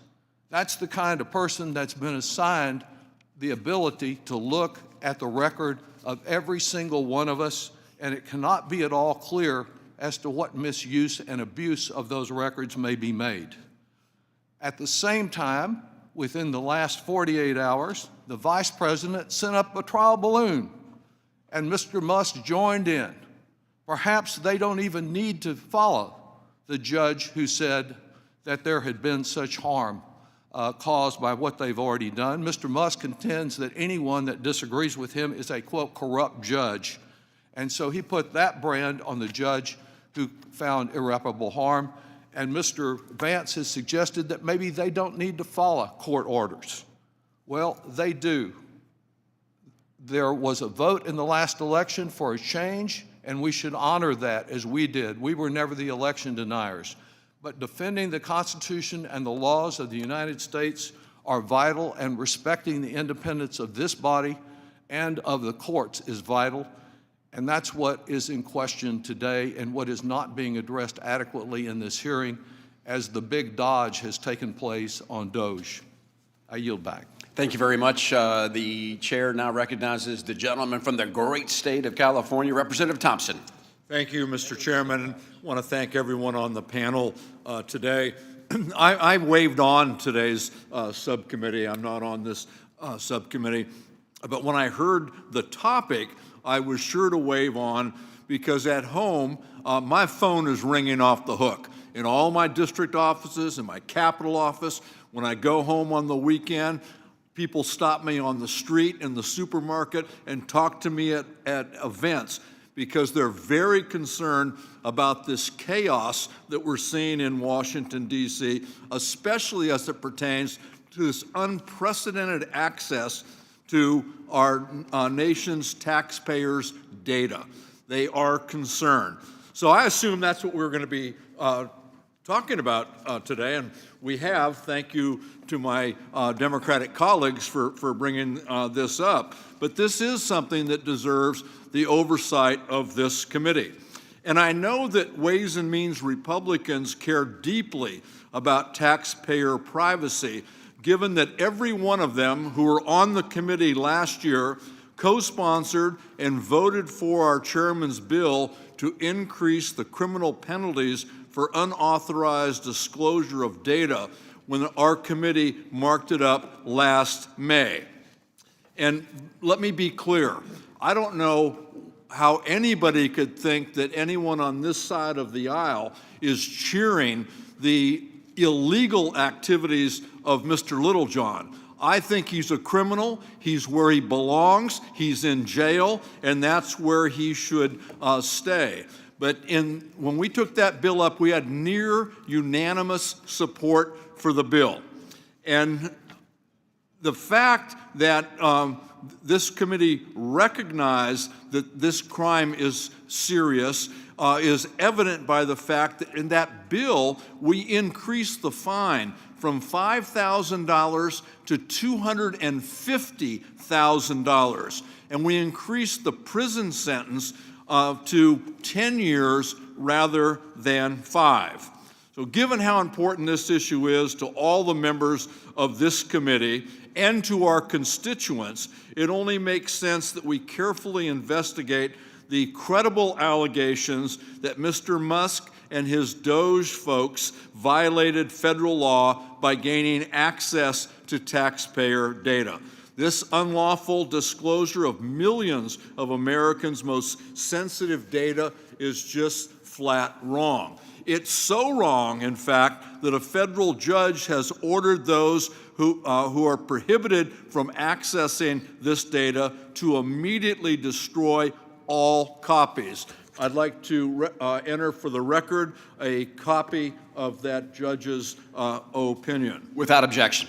So it's troubling today to hear my Republican colleagues being so silent on this obviously serious issue that is before us and is troubling our constituents. So, Ms. Olson, as a former United States taxpayer advocate, you were responsible for assisting millions of taxpayers.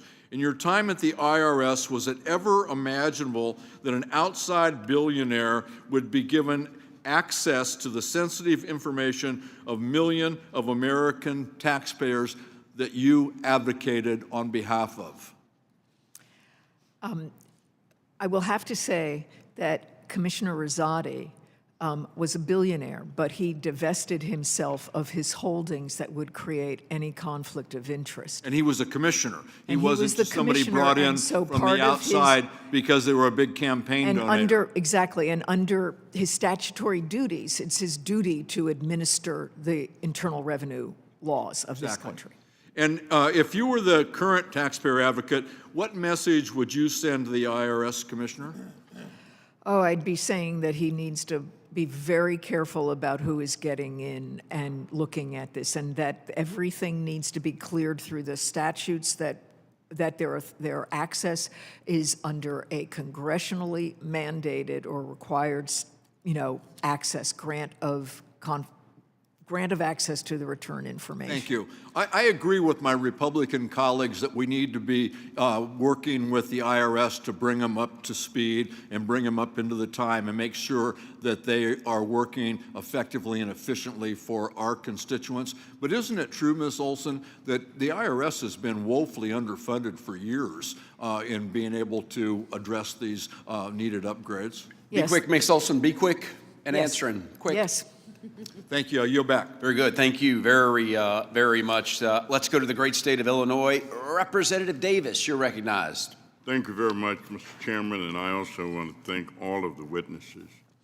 You know, I was surprised that this hearing was framed as highlighting the lack of return on investment on the critical funding given to the Internal Revenue Service.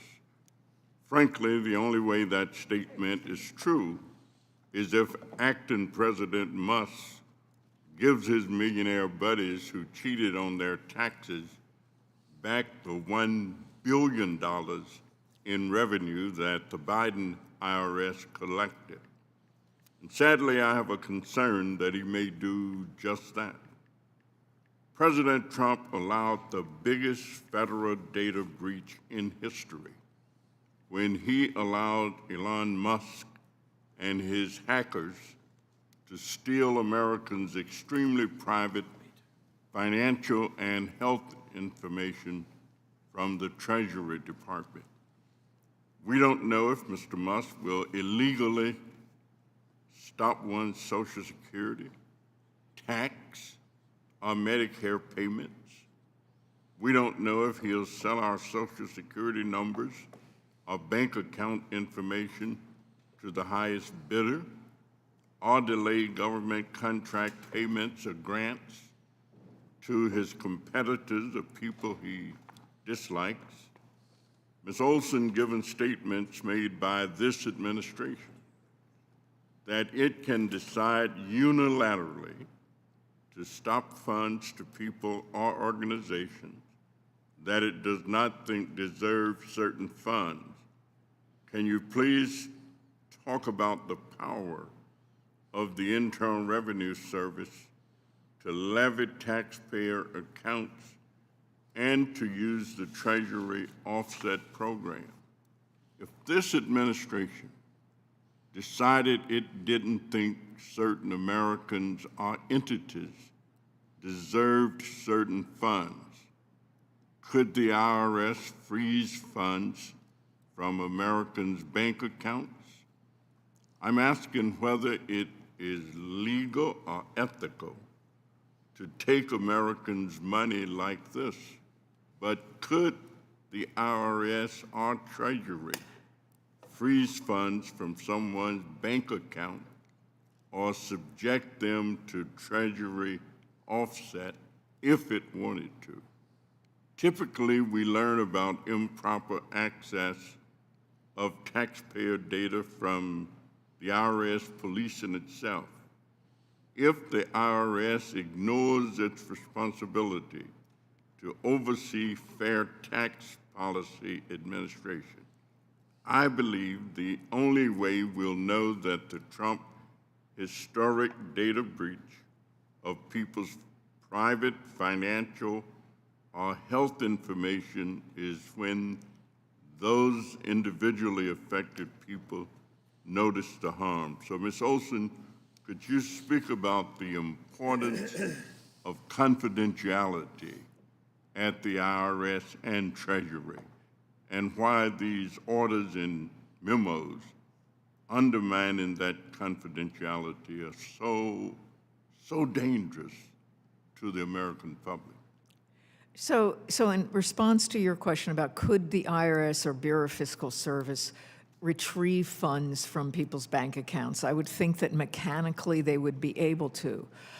Is it legal? they would need to have a basis in law. They would need to do an assessment. They would need to identify an improper payment, and if the law allowed them to do it, then they could do that. And I think those legal authorities are limited and have due process protections.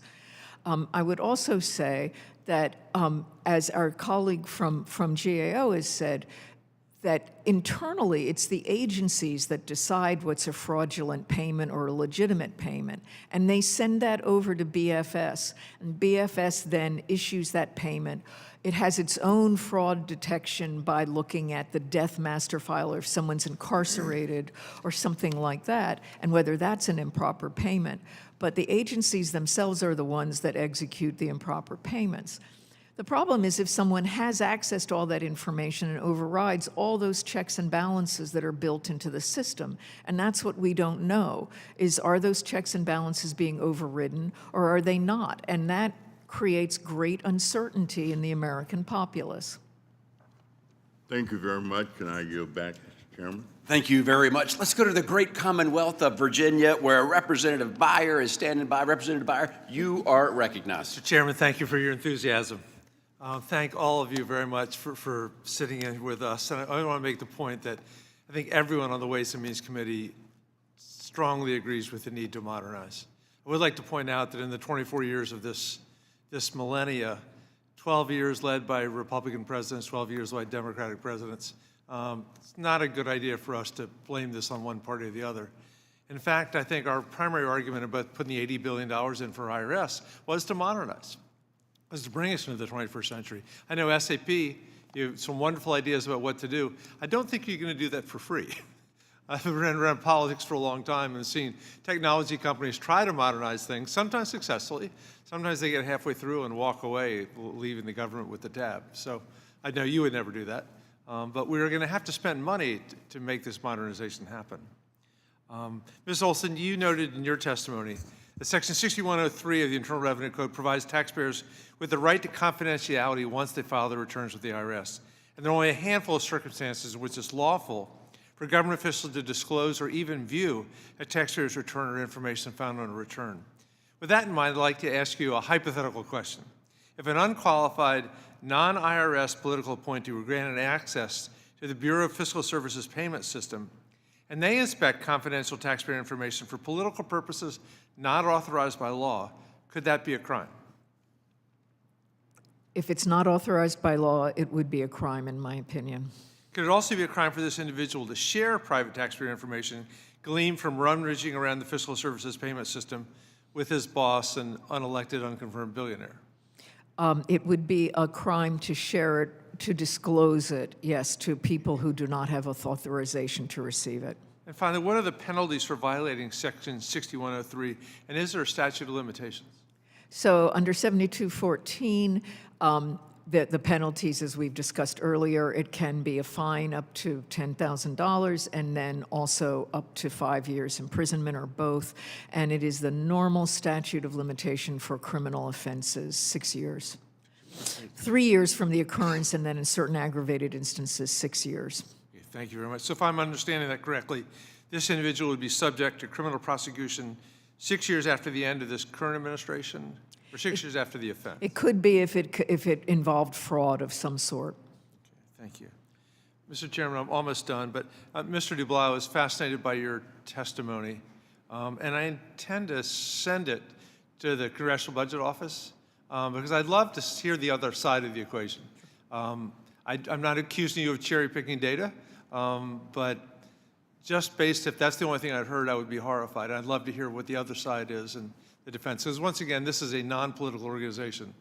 You may believe that they have a leftist bias, but I think I've been here 10 years, and mostly my Republican friends use their data as often as we do to justify the things that they do. If I could respond to that, Congressman, Sure. and I appreciate that, and I would welcome to hear CBO's response to that. I think looking at the evidence over the last 15 years, it's concerning, and I can shine a little bit of light on something that we're going to be releasing in the next week regarding a research paper matching OPM data through a wide number of government agencies, including CBO, with voter files that demonstrates throughout the bureaucracy an imbalanced federal bureaucracy. It demonstrates that the civil servants, especially in higher-ranking positions, aren't nonpartisan, as is often thrown around. They do have a partisan affiliation that leans to the left side of the political spectrum. Yeah. And I think when you see that reflected in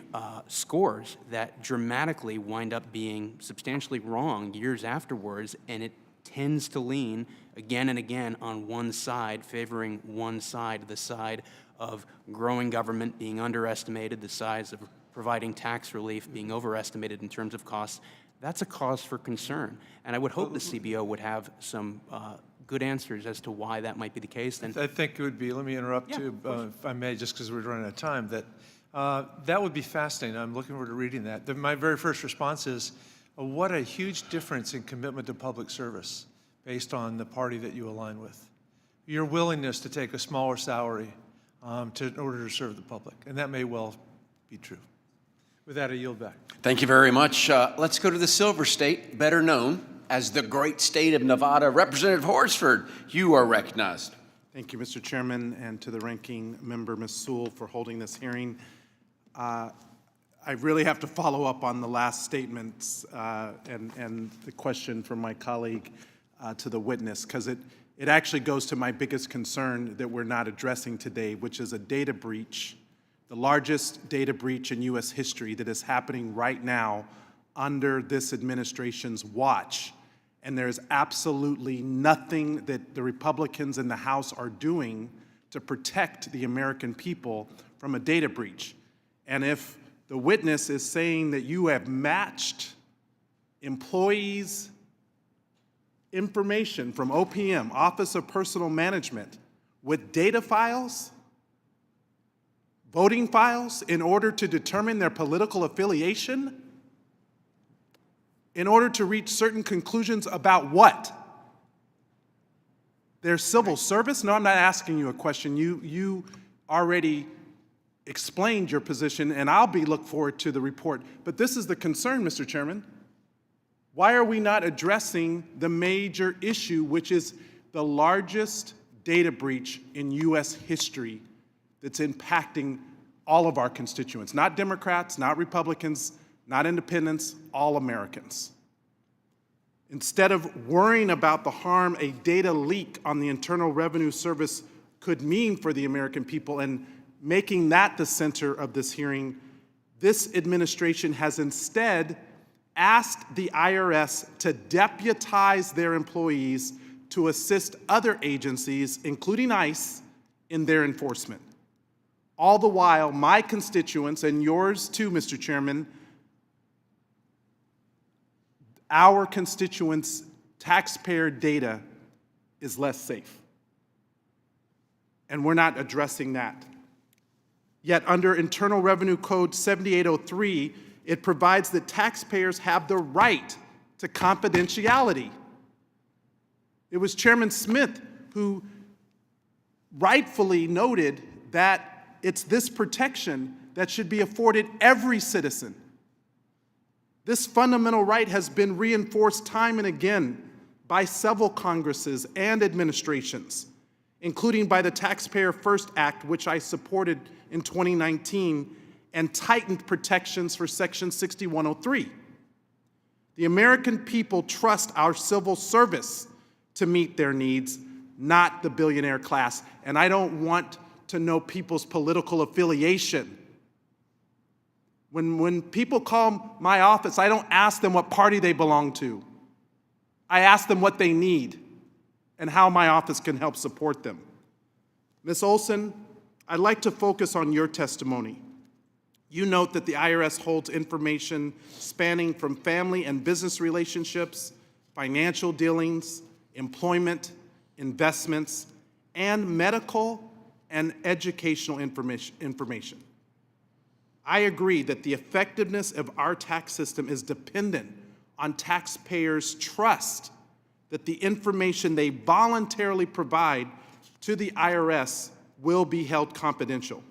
Can you explain what would happen to that system if there was widespread disclosure of this information?